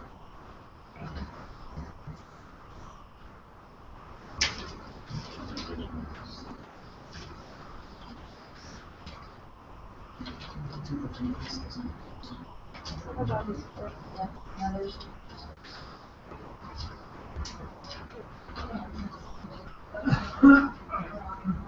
Oh, those are the ones that are wet. Oh. forensics, speech, and or drama coaches and students. So that's for our forensics team. Oh, the phonetics thing? Mhm. Yeah. I have thought, no, I usually. We are, and I do appreciate the board's patience with us. We do have a new person doing accounts payable, and we're still having some conversion. We're moving forward, we're doing great, but we're still trying to convert our old system to new, and so we'll get this down, and we'll do. Bright Energy monthly lease payment? Yes, that was part of the facilities agreement payment that we did when we redid our lighting. Our lighting and our HVAC. Oh, okay. Yeah, that was part of the contract. And Dugan's paint and floor covering, it says, I guess that's what elementary services. Wouldn't that be covered in with, or is that something outside of the building project? Well, that was for the tile for the kitchen. We had a major couple clogs in the drain, and they had to tear up our kitchen floor, and so we had to have a tile installed. So those two things are with construction? No, something separate. I just Dana Smith Dependent Care. We are part of a cafeteria plan, so our employees that's going through benefits, so they can pay in for childcare or medical expenses. Reimbursed. That's a great question. Kind of like an episode for Are you done? Yes. Jim's locksmith? We are relocking our Whiteman Elementary, rekeying that entire building to match what we've already done in our other buildings, so that there's part of our safety plan, so that our teachers, all of our doors can be locked, and teachers can have a door to the front, or key to the front door of their classroom, and the outside playground doors. So that rekeying is going on at Whiteman Elementary right now. And it will be the last of our buildings that will be key, so we've really been working on that the last couple of So years. are all the schools going to be key like that? We are like, we have a district master key, that the district master key can open all of our buildings as soon as it's done. And then there's a building master key, so like the building principal can open all the doors in their building. teacher could only open up the front door, their door, or if they can't open up another teacher. Correct. Correct. And putting in, the correct safety handles that are recommended for doors, all of that. That's All this football equipment and stuff? Is that part of the budget? Yes, it is. Yes, it is. And there's a lot of initial costs just at the beginning of the school year with that, but yes. So all the t-shirts and stuff that the football players are getting, is that part of the budget? Well, a lot of those they resell, it's money in, money out, the kids' t-shirts that they get, but any equipment, we're purchasing. Well, I just wondered, they have gotten 2 or 3 t-shirts already. They're not giving them back. Is that coming out of the booster club? I imagine it's a booster club, or they have sponsors that have supported those. Yeah, they have fundraisers and that's what I mean, that's that money in, money out. A big portion of this is our helmet conditioning. We have to have, which is safety. Golf course? We have no golf Yes, well, we didn't receive the bill, I think, till late for use of the golf course from last spring. And I think we probably got it in late June, and that's the time where we had some transition in our staff. Yes.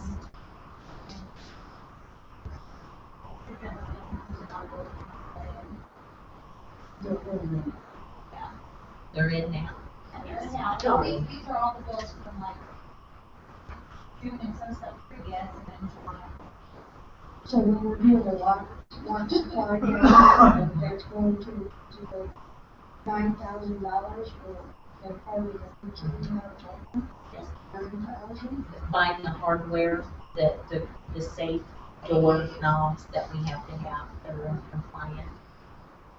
And it's expensive because there's lots of doors, obviously, buildings that they're, and just need to be replaced.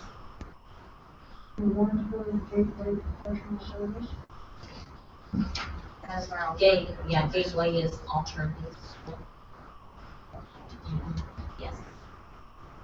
Right now, I believe we have 4 slots. When we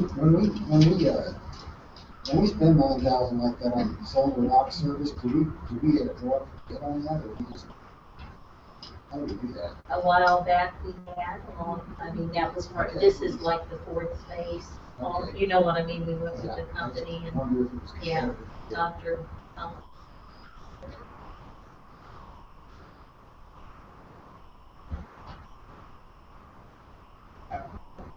Any further questions on the bills? Good question. I will get back with you on Mr.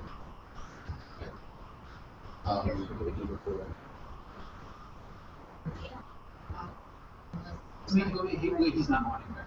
I mean, if we pay him too much, we'll get it back from him, we just won't pay him a month. So is that all right with everybody else? I agree, and just like Renee said, it's possible. Just type it.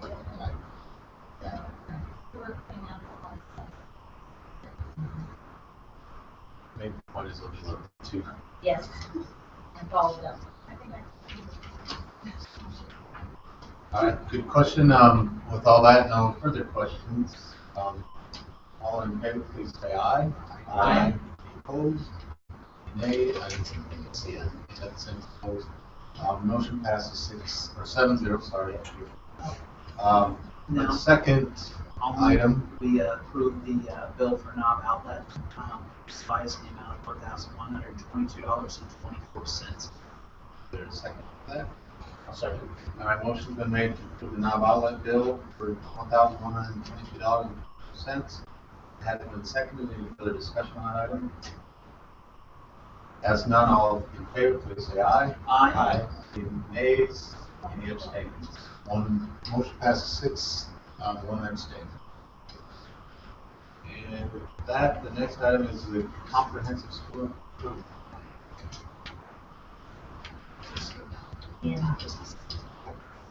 And we, yes. You will go with that.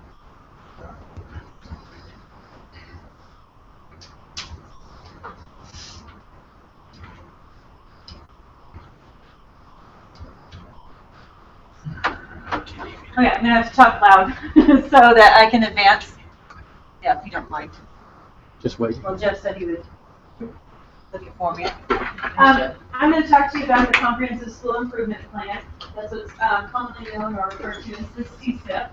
And it is the plan that really governs what we do in the sense that it sets up the goals for the district. It is a 5-year plan.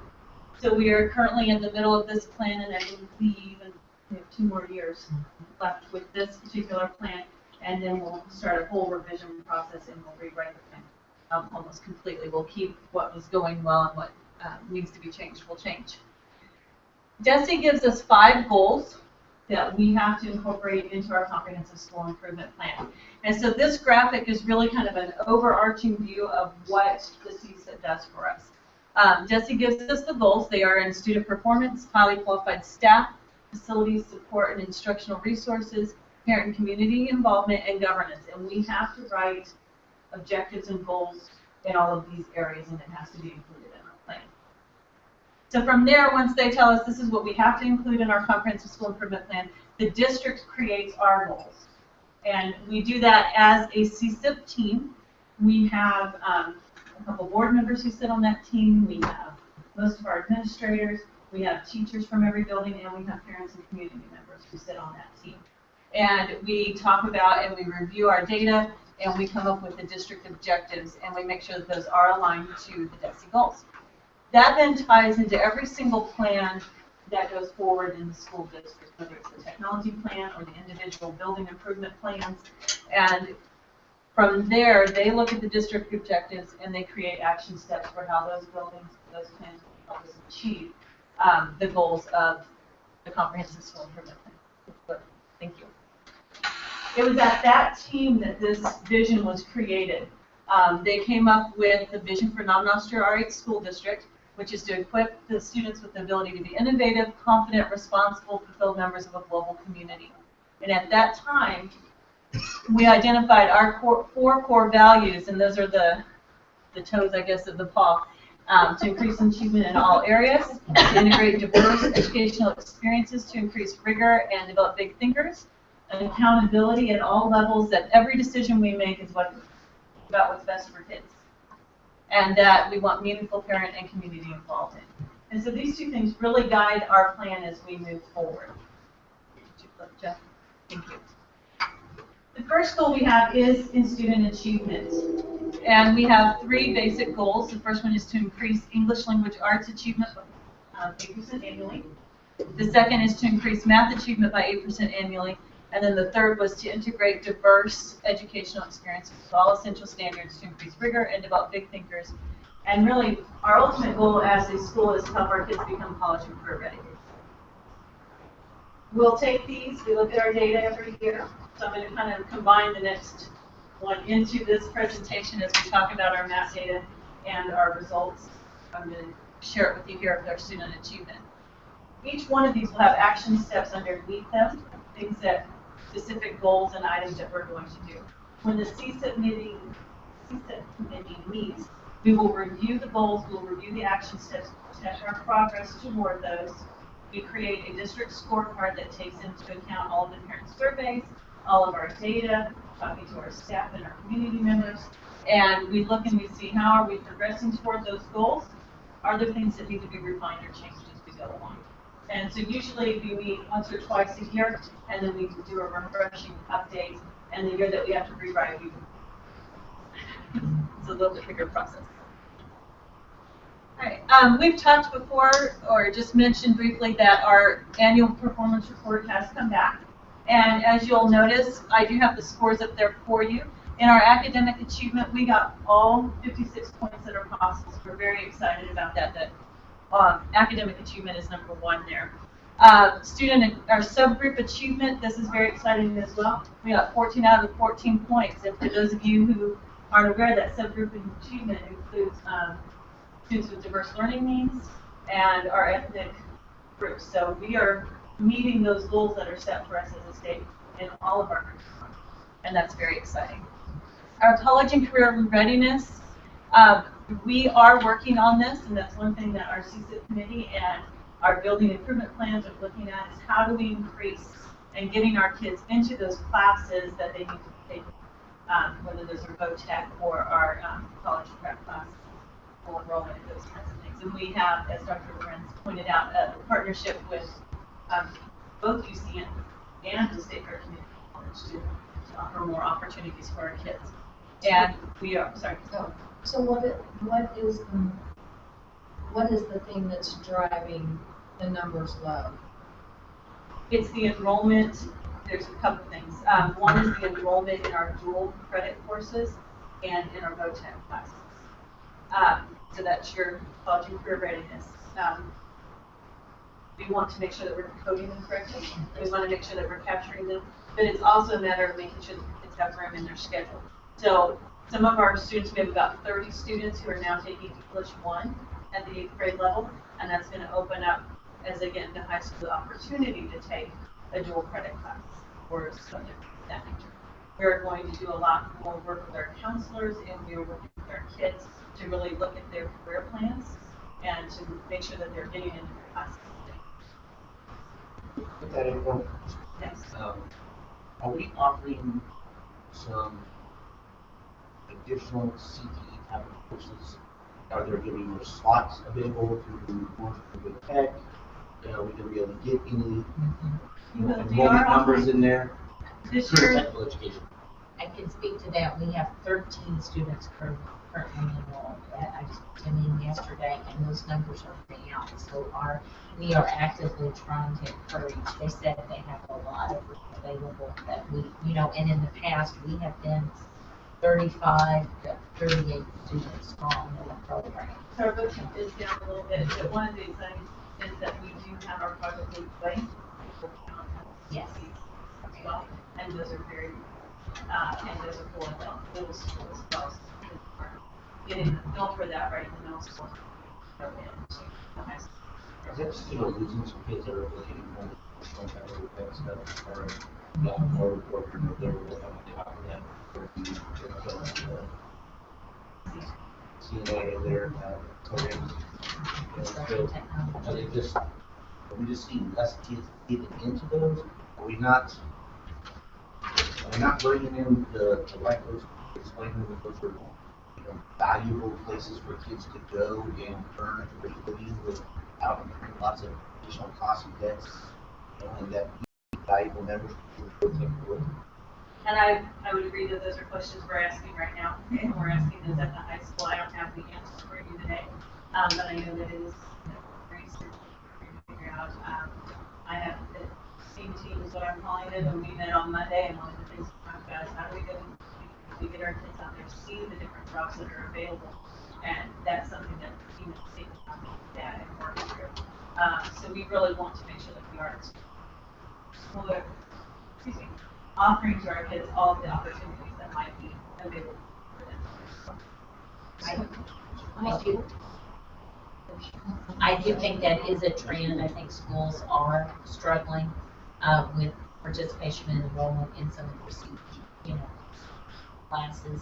But again, we're brainstorming. We do a march to high school where the career counselor at the VOTAC comes down and talks to our kids about, or 8th graders about vocational programming, but I think they're going to start taking that side there. I think early intervention is important, so do that in 8th grade. We've typically done it in 10th grade because they enroll their junior, potentially senior year. So I think the earlier we do that, and trying to keep our parents informed too, because there's a lot of dual enrollment and job embedded credit that you can get at the VOTAC as well, that can be articulated onto other colleges and universities. We need to get that word out to our parents. There are, yes. It is a two-year program. Junior, senior year, so Yes, we it could is. be approaching the sophomores. We do, yes, and we do tours with our sophomores, but we're gonna even add the 8th graders onto that. They even do have some adult programs too up there, which is great. Our A+ students can really tap into some of those things. They have an LPN program, nursing program. They also have really renowned cosmetology program. Students can go there, and those are 2 adult programs that they offer that are A+ scholarships. In the middle school, but did you say it was Project Push or? Project Lead the Way. Lead the, thank you. There was some moving Project forward. Lead the Way is moving forward. Can't And make learning. Middle school fees. So is that a STEAM thing? It is a STEAM thing, but it's the industrial technology, but it's an engineering aspect, so it's not just the hands-on, but it's designing and creating software. So if, and I hope this doesn't happen, but if the STEAM thing goes away, that will continue? Project Lead will, yes. Project Lead will. So what was first? Lead the way or STEAM? Which has been a longer program. Project Lead the Way has been underway for several years. We talked previously about going direction. The STEAM grant certainly helps us to provide that for our district.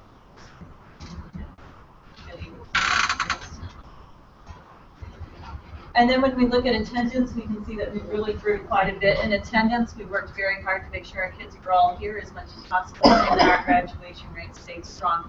And so overall, we did grow in the percentage of our points earned. And like I said, we do have some paths that we still want to continue to grow in some areas. All right, so I'm going to share with you some of the data because this is really ties in to what we're talking about with increasing student achievement. When we talk about data, ELA stands for English Language Arts, and it has had a lot of acronyms through the years, Communication Arts, English. Right now it happens to be English Language Arts that we're talking about. When we talk about the Missouri Assessment Plan, it's a MAT test. When you hear MAT test, that's what it means. Every year, third graders, fourth graders through eighth grade will take a MAT test. And you could look at, and what we look at a lot is, how did this year's third graders do with last year's third graders? And that's important data to look at. But even more important for us is to look at our cohort group. How did that third grade group do as fourth graders, and did they sustain that growth as fifth graders? Because really, that's what we're looking at. We want to take our kids, and if they aren't proficient in third grade, we want to get more proficient in the fourth grade, and we want that to continue. So this chart is that cohort group growth. So the same group of kids we're comparing. So you can look and see where third grade is starting this year at 57.9% proficient or advanced. And that's what we want when we're talking about MAP data or even EOC data.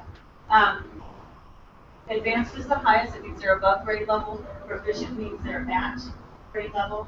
When we talk about basic, they're a little bit below grade level, but we can work with them, do some interventions. When we're talking about below basic, they're significant below grade level. Okay, and I say that because sometimes when you think of the idea, oh, well, basic, that's not a bad thing, basic, it's average. That's not really what it means. So I wanted to make sure that we're looking for proficient or advanced. Fourth grade did decline a little bit, and this is as a district. They went from 55.6% to 52.8% in over the year. If you look at fifth grade, we had a little bit of a decline in fifth grade.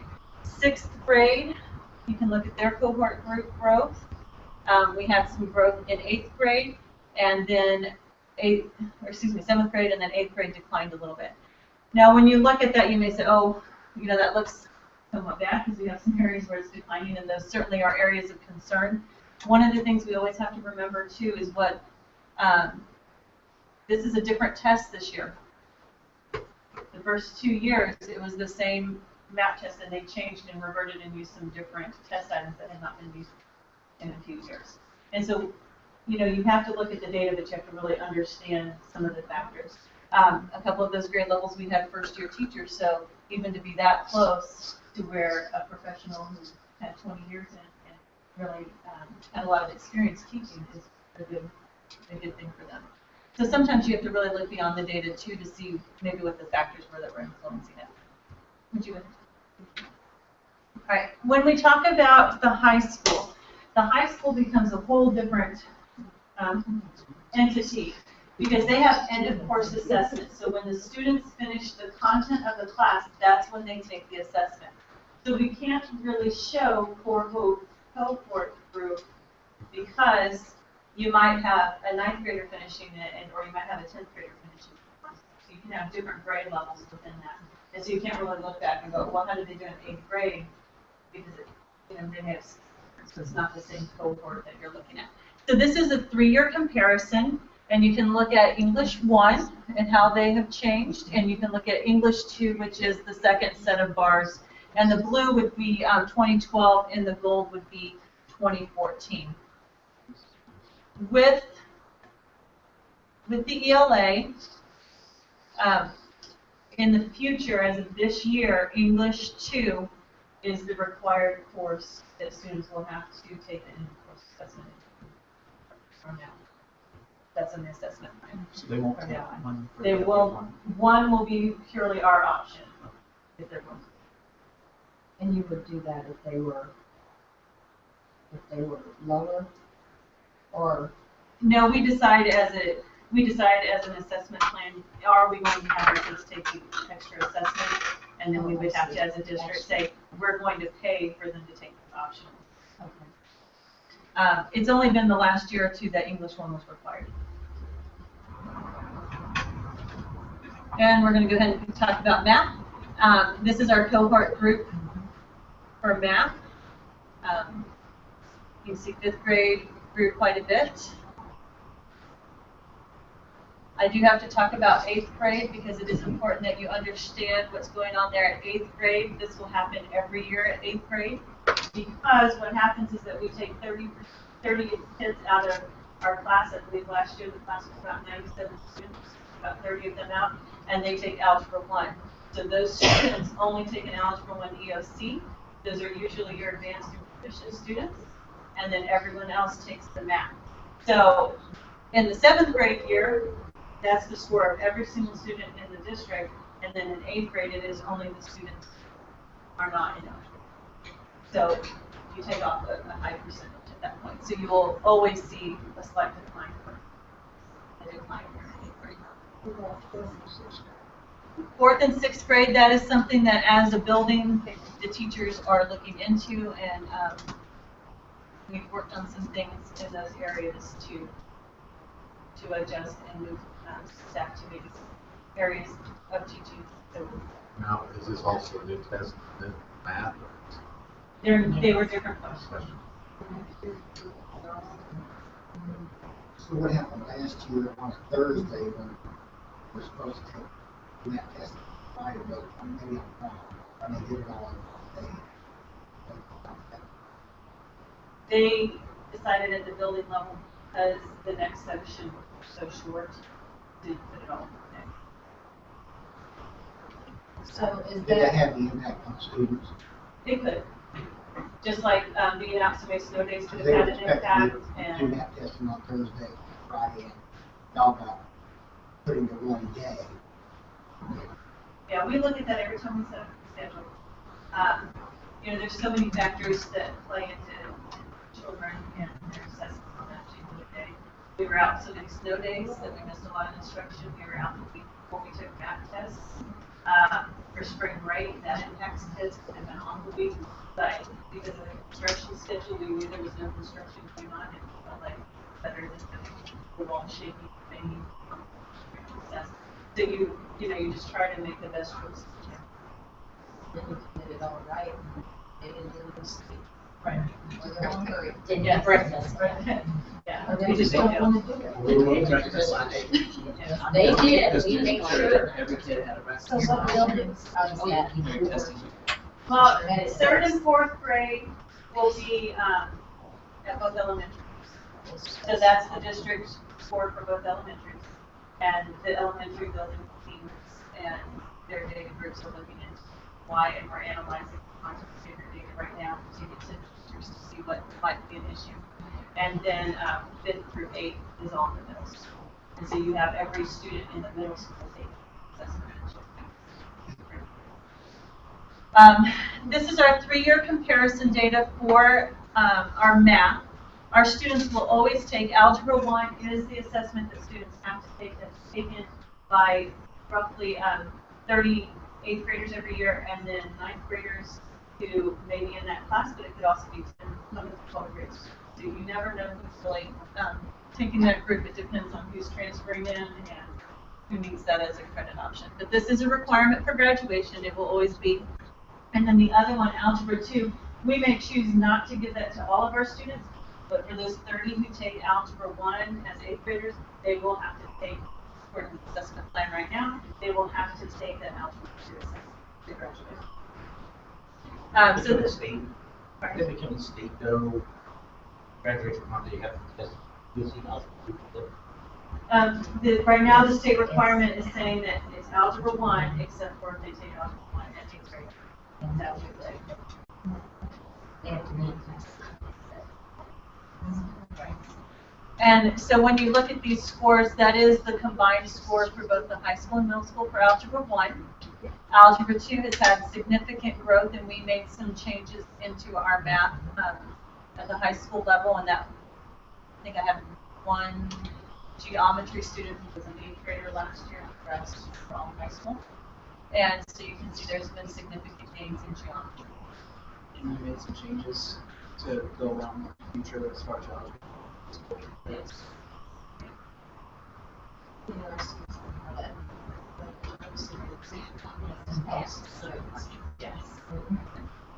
And then when we look at science, science is another totally different beast in the sense that it is only 5th grade and 8th grade who take science tests. So you can't really look at cohort data because there's not sequential, and by the time we have our rotations, they do the same thing 15th grade.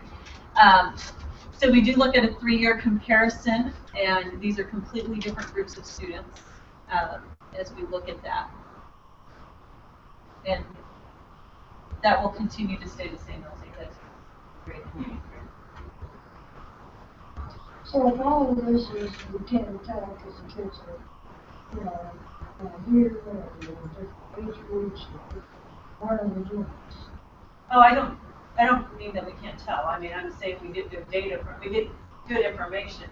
You dig in deeper. I'm just saying, look at it. You have to understand everything that's going on. And that to compare 5th grade to 8th grade, when I'm saying that's a cohort, there's several, you know, it's not inconsistent. You can't see how they did in 5th grade versus 6th grade. Yeah, why do they test different in the age of that? That's the state and the state requirement.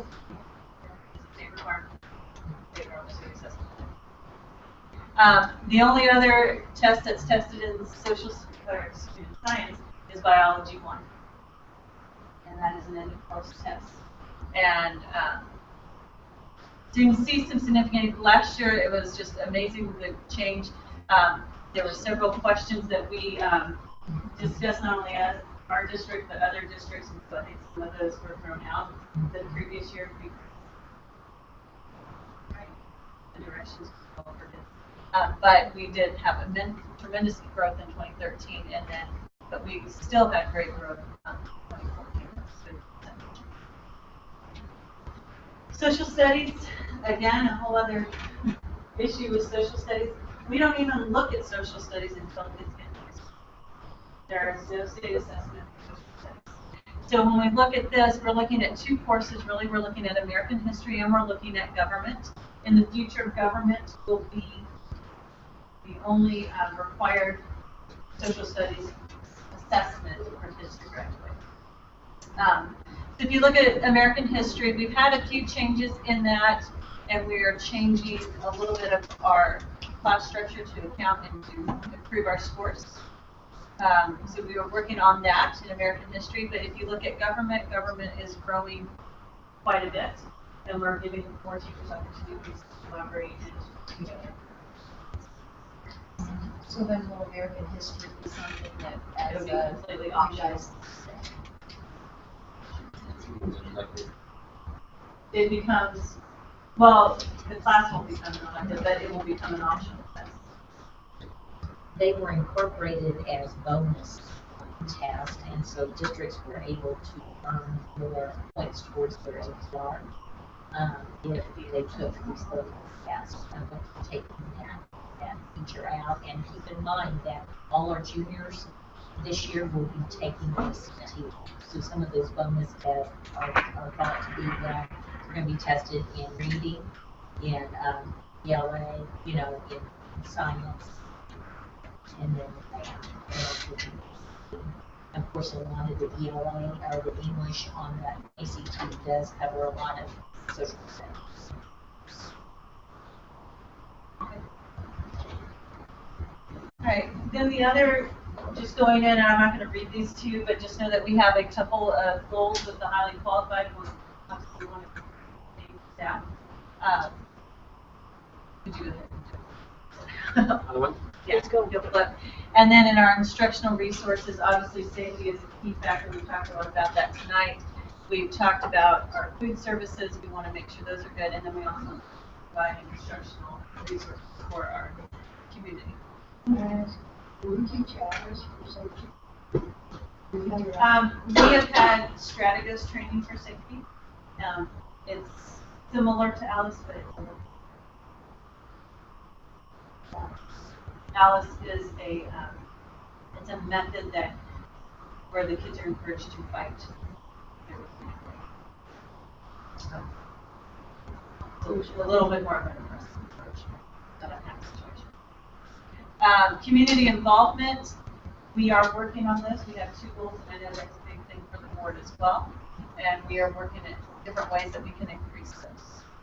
And then the last goal is governance. And you have several goals that have been written for you. So, you know, mostly those tie with making sure that what we are doing connects to the CSEP, that you're doing the annual reviews, those kinds of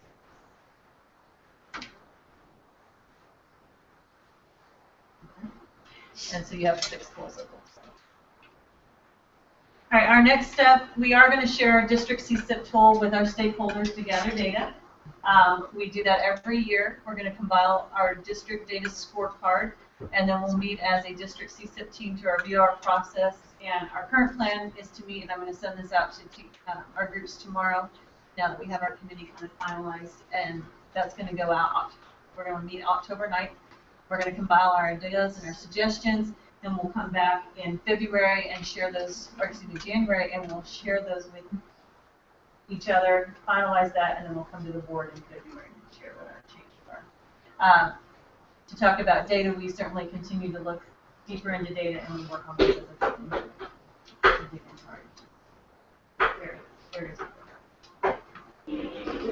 And we are meeting as a CSIP committee 2 times a year, just one.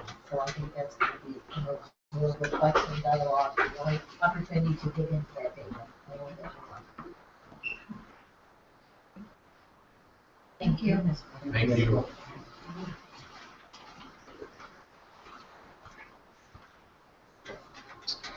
And thanks again. Next item is the Missouri Assessment Plan and HDR results. Oh, that was mine. I'm sorry. ASCD overview. Okay, now you're up. Sorry, I was just saying if you were gonna, not me this time. Well, I was going to tell you that I knew you'd be excited. It seems because one, you waited for me. And but 2, I was the last agenda item that I had sent to you, basically in May of 2014, the district has sent Mr. Coron and I to St. Louis to go to a workshop with ASCD, which is the Association of School Curriculum Development. And from that information I had mentioned previously about some information that they had shared with us about how to make sure that we are monitoring, I guess is the best word to say, or ensuring that our students are working at the levels of what Missouri Learning Standards are at. So what I took was many, many, many pages of documents and tried to simplify them down into these charts that were sent to you and put them into green flags and red flags. So I don't necessarily need to read all those over for you, but just tell you a little bit about how those are organized. Obviously, there's a page for math and there's a page for ELA, which is, Mrs. Williams said, is English Language Arts. But for Missouri Learning Standards were originally based on the Common Core. The Common Core has 6 major shifts in the expectations of how they expect students to function and learn objectives. And so each of those is listed. That's the white heading that's on each one of those pages. So those are the major shifts that they are expecting of how students will function and how we are expected to ask students, and then some of those to work in the classroom. And then some of those things that are underneath there, as you can see, are, well, I'm going to start with English Language Arts. So one of the things we know that we've heard a lot about with the ELAs is that they're asking us to do more reading on informational text and not so much just on stories and narratives and things like that. So as you can see, I tried to narrow it down and make them oppose across from one another. So if the green flag is something we're looking for, a red flag would be something we really don't want to see in class as much as we might have seen it. So that's how I organized that, and I tried to take some of these, had as many as 5 or 6, and I tried to combine them down so it would make it a little more simple. And I tried to change some of the verbiage a little bit so it's more. But so, and then in math, you can see also they have 6 shifts as well. Some of those words I know you're probably very familiar with, like rigor. That's something we've been working really hard on in Noster. And I think we've really improved the level of the expectations of the new math focus we're using at the elementary. We have new materials for our algebra students. All of that's going to help get us where we're going. But does anyone have any specific questions about that green and red document? And then I have a few other things to share with you. So is this we need to look at the, not only for us, but for our teachers, thinking of things they should be looking to balance some other planning and certain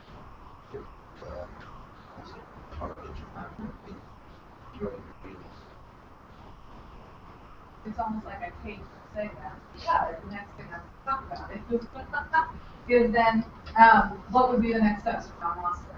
And I spoke a little bit to that, but next steps would be one is really educate our teachers on what these shifts are.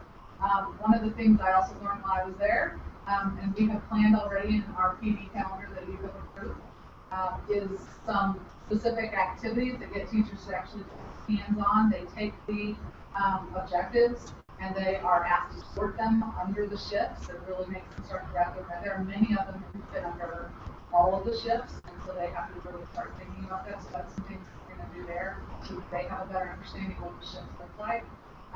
We've done a few things just within my school recently, as we've been watching some video clips, and they gave us all sorts of resources intended here, things they could watch, and good examples of what a text kind of question looks like, how to ask students to apply real world concepts. So those are things that we definitely need to work on district as a whole. The other thing would be that we then would need to really work on increasing our skill set and the teacher strategies that they have in the classroom. We've done a really good job of starting with that. We have done a lot of things where we share teacher close reading, project-based things. You've heard a lot about that with STEAM things. We also are working on our questioning, the text content questioning. Our new resources help with that. And I will also stand up here and tell you the NED has done an amazing thing for what we've asked our teachers to learn and how they teach in the classroom to ask. So we're well on the way. When I look at these lists, there are many, many things we are already doing. So there's, some areas obviously we can work. And then the last thing I really think we need to work on is using this document and educating our administrators about what to look for when we're in a classroom doing an NED evaluation. How do we coach our teachers to say, this is still the old way of doing it, we need to start shifting more towards the higher expectation. So to me, those are the three things that we really, and use those new resources we have. Ask teachers to do some purposeful planning. One of the conversations I've had recently with a teacher, she loves the new materials. And this was even in the past when we were asking her to do more of 4.1, which is our critical thinking. She said it hasn't become second nature yet. She said, I still have to really think about how I'm planning, what I'm doing every day with every lesson. She said, I want to continue to work on that in my professional development because I want it to become second nature. It's a lot of work right now, but that's what has to happen. And so as I told you last time I was here talking about some of this really I think is going to help us move from, we have a very robust, very well planned, thank you to Mrs. Williams mostly, and our teachers that did the work of making sure we have a really solid written curriculum that's aligned with the second part of that would be then teachers are working to improve their teaching skills. We've already seen that start to happen. We're seeing that our kids are getting more in class, they're more engaged, they're more drawn. And then that last part though, and the most critical part, is how do we move that to the learner? So that data that you just looked at, how do we ensure? Because what is expected, what we're teaching them, but have they gotten there? Learn. One thing to stand there and teach it, or facilitate teaching.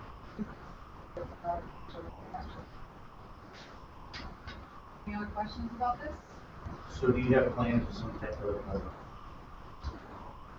additional, like with your TLC people, your high school group teacher, in addition, and then your cross collaborating with middle school, that there would be some form of formative assessment that they can be doing in the classroom, quarterly, wherever their ideas, make sure that they're on target for where they want to be in certain learning. I'm not sure if it's gotten there, or is that stuff thinking about doing, or? I wouldn't say we're completely there yet. That is part of my job that I've been charged with this year, is to try to work with principals. And our purposeful planning is built here. How do we facilitate having conversations about data? How do we use the time that we have with teams to have the right conversations so that we are starting those? How are we using the data to monitor? Those are things that we're working on. I hear you're having a lot of fun by now. She's awesome. Anything else? Any other questions? Thank you very much. All right, thank you. Thank you. All right, next item is resolution regarding amendment 3. Is there a motion for that? I'm going to move that we approve the resolution inserting Mount Noster Yes, thank into, where we have links to Yes. sort of Mount Noster, R8, Board of Education, Mount Noster R8, and state, but the rest of the language as presented. I'll second that for students. Okay, motion's been made to approve the Amendment 3 resolution inserting Mount Noster RB8 Board of Education dated today and as presented in the packet. It has been seconded. Is everybody familiar with the verbiage? Do you want to read it? Is that okay? So any further discussion on that? Just on Online. Oh, Oh, you want me to bring this one over to you, Mary Ann? Yeah, so just a little bit of background. This was the proposed resolution sent out by MSBA for school boards to adopt. As a school board, as an entity, a government entity, making a suggestion as far as what the way a vote should go. We're very limited in what we can do. But this is something that we can do. And school boards across the state are adopting similar similar resolutions to show their support for the downfall of Amendment 3.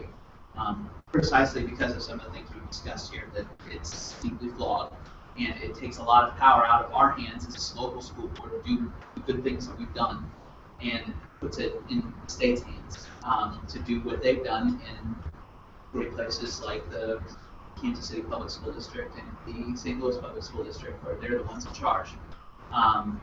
That to me is the biggest thing, but there are also things about how many years that we can have a contract for a teacher that are in there.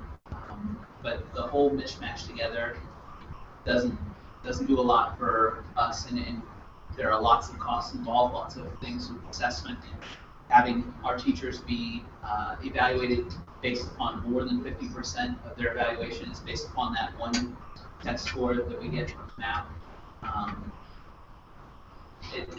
It will create a lot more effort and work and cost to each individual school district so that we can comply with what the state decides we should do.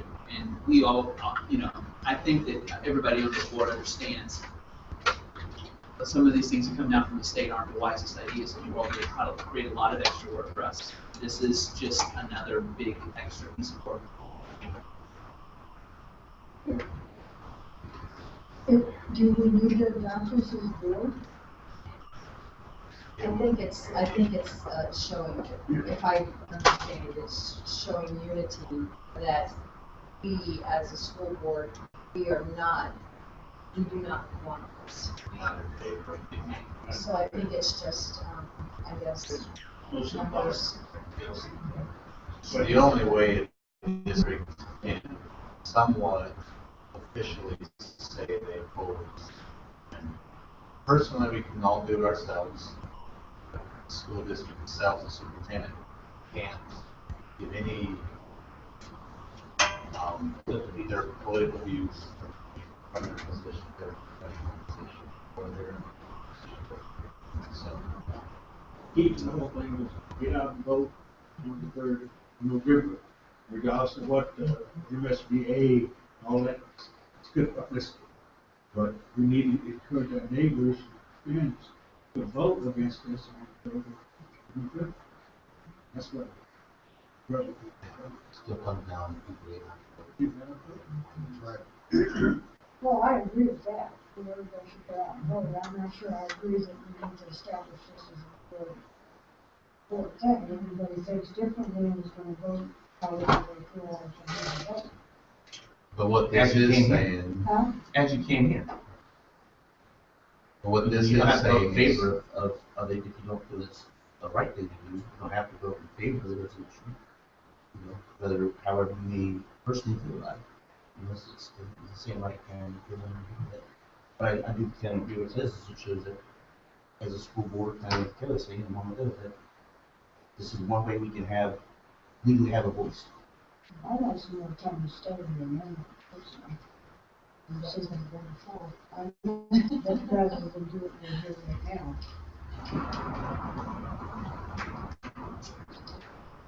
This doesn't even look like you guys accept this. MSBA classes out. I mean, districts. That's Right, that's correct. And can you use a private system for the Any further discussion on the amendment resolution? Yeah. All right, no further discussion. All in favor, please say aye. Aye. Any opposed? Abstains? Motion passes 7.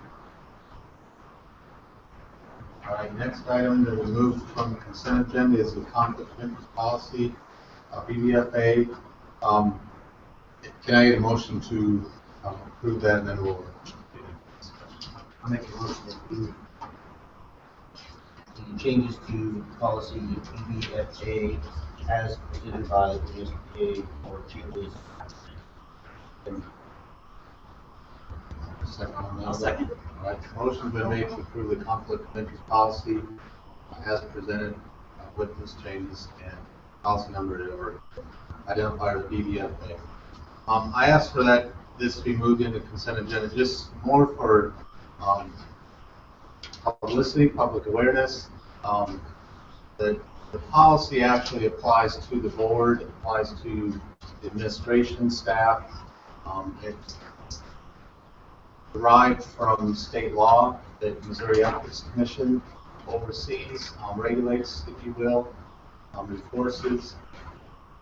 And it goes in, there's several things it covers. One, it covers how do you deal with board members who have family members that are employed by the district.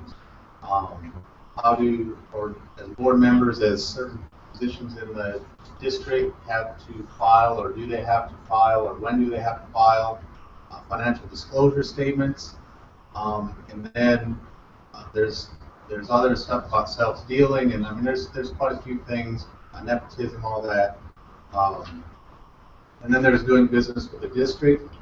And that's as a board member that either owns a company or is contracted with or whatever, doing business with the district. And that's really the one I just kind of wanted to bring up with everybody. As you may or may not know, we have a board member that the school has done business with their district, or with this district, done with their business, I guess, contact. And this statute, the state law, has dollar thresholds in that. It's $500 per item, or $5,000 per year. The year defined by Missouri Ethics Commission is January to December, so January 1 to December 31. Outside of that, any over $5,000, or once that cap's met, the business can only do it via contract. So those are contracts that are put out for bid, whatever the case is. With this, we are getting close to that threshold with the business. So purchases will be slowing down, because once we meet that cap, everything after that for consideration would have to be, if it's correct or it's feasible, a contract to do that. No more just going down to that store. So from information I gather on conflict of interest from Kelly Hopkins with MSBA, I've got some information here that tells how this should be bid out. You don't have to reach a contract. You can bid this out to different communities based on who the business is and how many businesses are in that local community. It goes out for open bid. It goes out for open bid. But the issue I have is we're talking about a particular business in our community that's been doing business with our district for close to 20 years. And if we have to send our folks, a maintenance person or anybody else for that matter, to Warrensburg and Sedalia to do business, the cost of man hours, the cost of transportation, somebody to buy, say Dean Bazega, for instance, runs to Sedalia and it's $22 an hour, and what is the per diem per mile to support that, to drive back and forth? So at some point, not buying from a local merchant or not bidding this out becomes extremely expensive. But nobody's, Yeah. I guess the benefit is, nobody's saying it's not gonna go out for bid.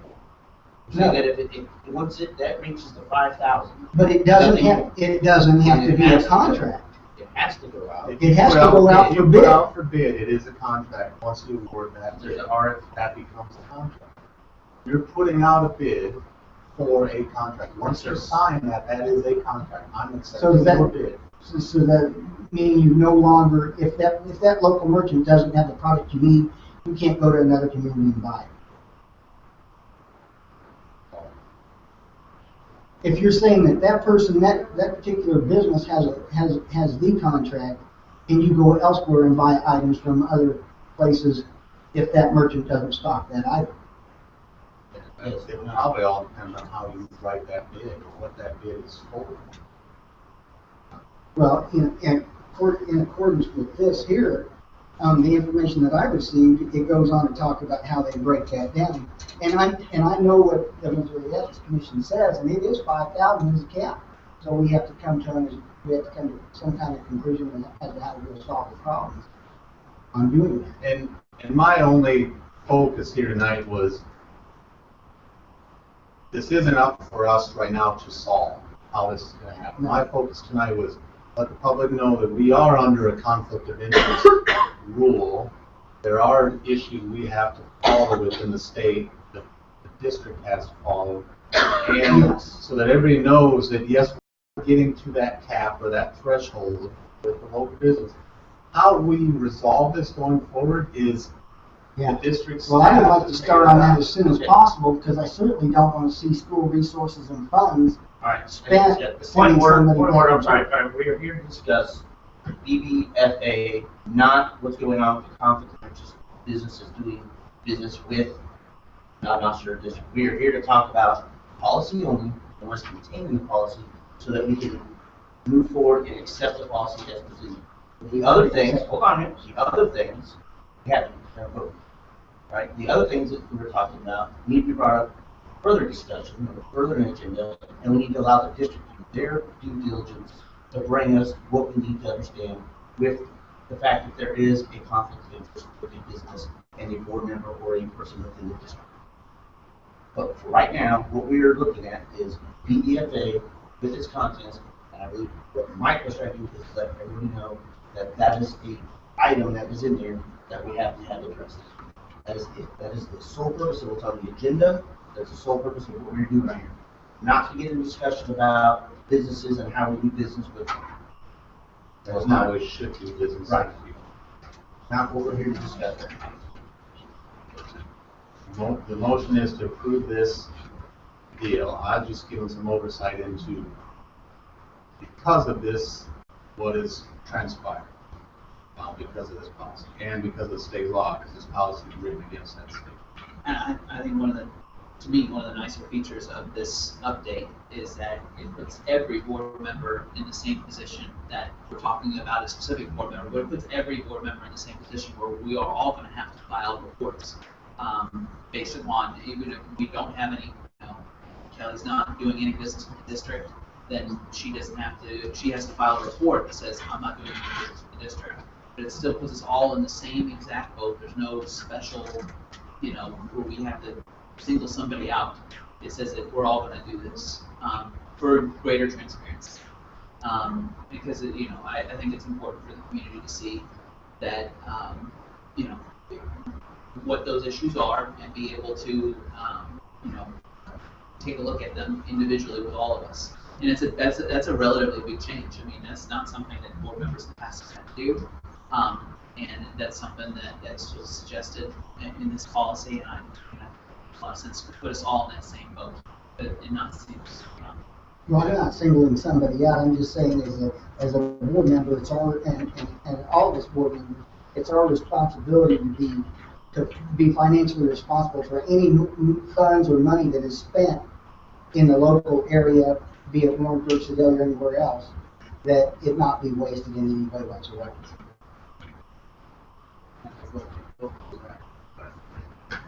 progress on it. Yes. If it's approved now. Yes. They approve it, and you think you need to, not, it's not specific on the retail, we need to do that close to a person that's a vendor, can't be there to be in the discussion. And it's gotta, you gotta follow the rules. And by closed door, you mean that if we're gonna discuss about a certain vendor, that vendor has to be gone, but it's open session for the rest of the public. Right. So we need to, we get talking about the vendor, I mean, the retail or whatever, and that person's important. The board members can't be present when we talk about it. No sense talking about it too. But this is what. Well, it can't be closed session, it has to be an open session. Correct, we need to press on. All right, good discussion, honestly, everybody. Thanks for all the input.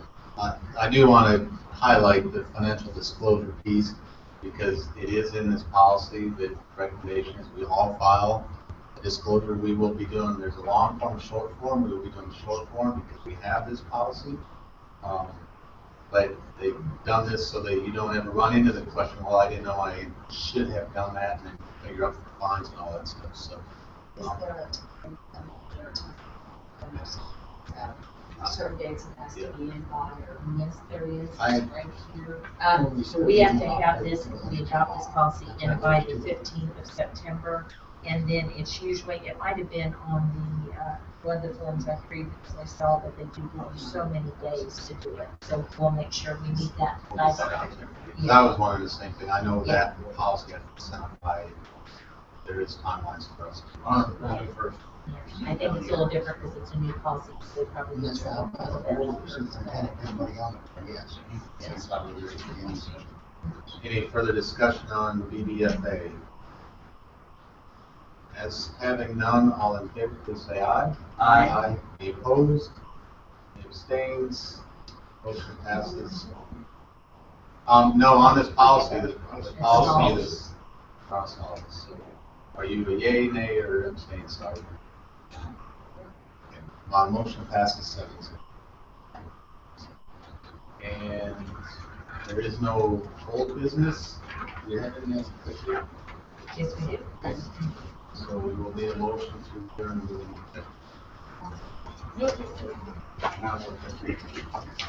I make a motion to adjourn open session, move to executive session pursuant to RSMO 610.0213 for personnel hiring, firing, discipline, and promoting particular employees, public government body, with personal information about the employees discussed recorded pursuant to RSMO 610.021. Paragraph 13, individual identifiable personal records, performance ratings, and or records pertaining to employees, applicants, or employees. I'll second. Okay. Motion's been made to adjourn open session and move into executive session. Has been seconded. The motion is to discuss personnel pursuant to RSMO 610.021, paragraph 3, regarding hiring, firing, disciplining, and promoting, and pursuant to RSMO 610.021, paragraph 13, regarding individual identifiable personal records as discussed presented previously by the Honorable Minister. Any discussion on that motion? This will be a roll call vote because we're going into executive session. Ms. Davis? Aye. Ms. Matthews? Aye. Aye. I'm an affirmative. Aye. And the motion passes 7-0. About 5-minute break. Is that fine for everybody?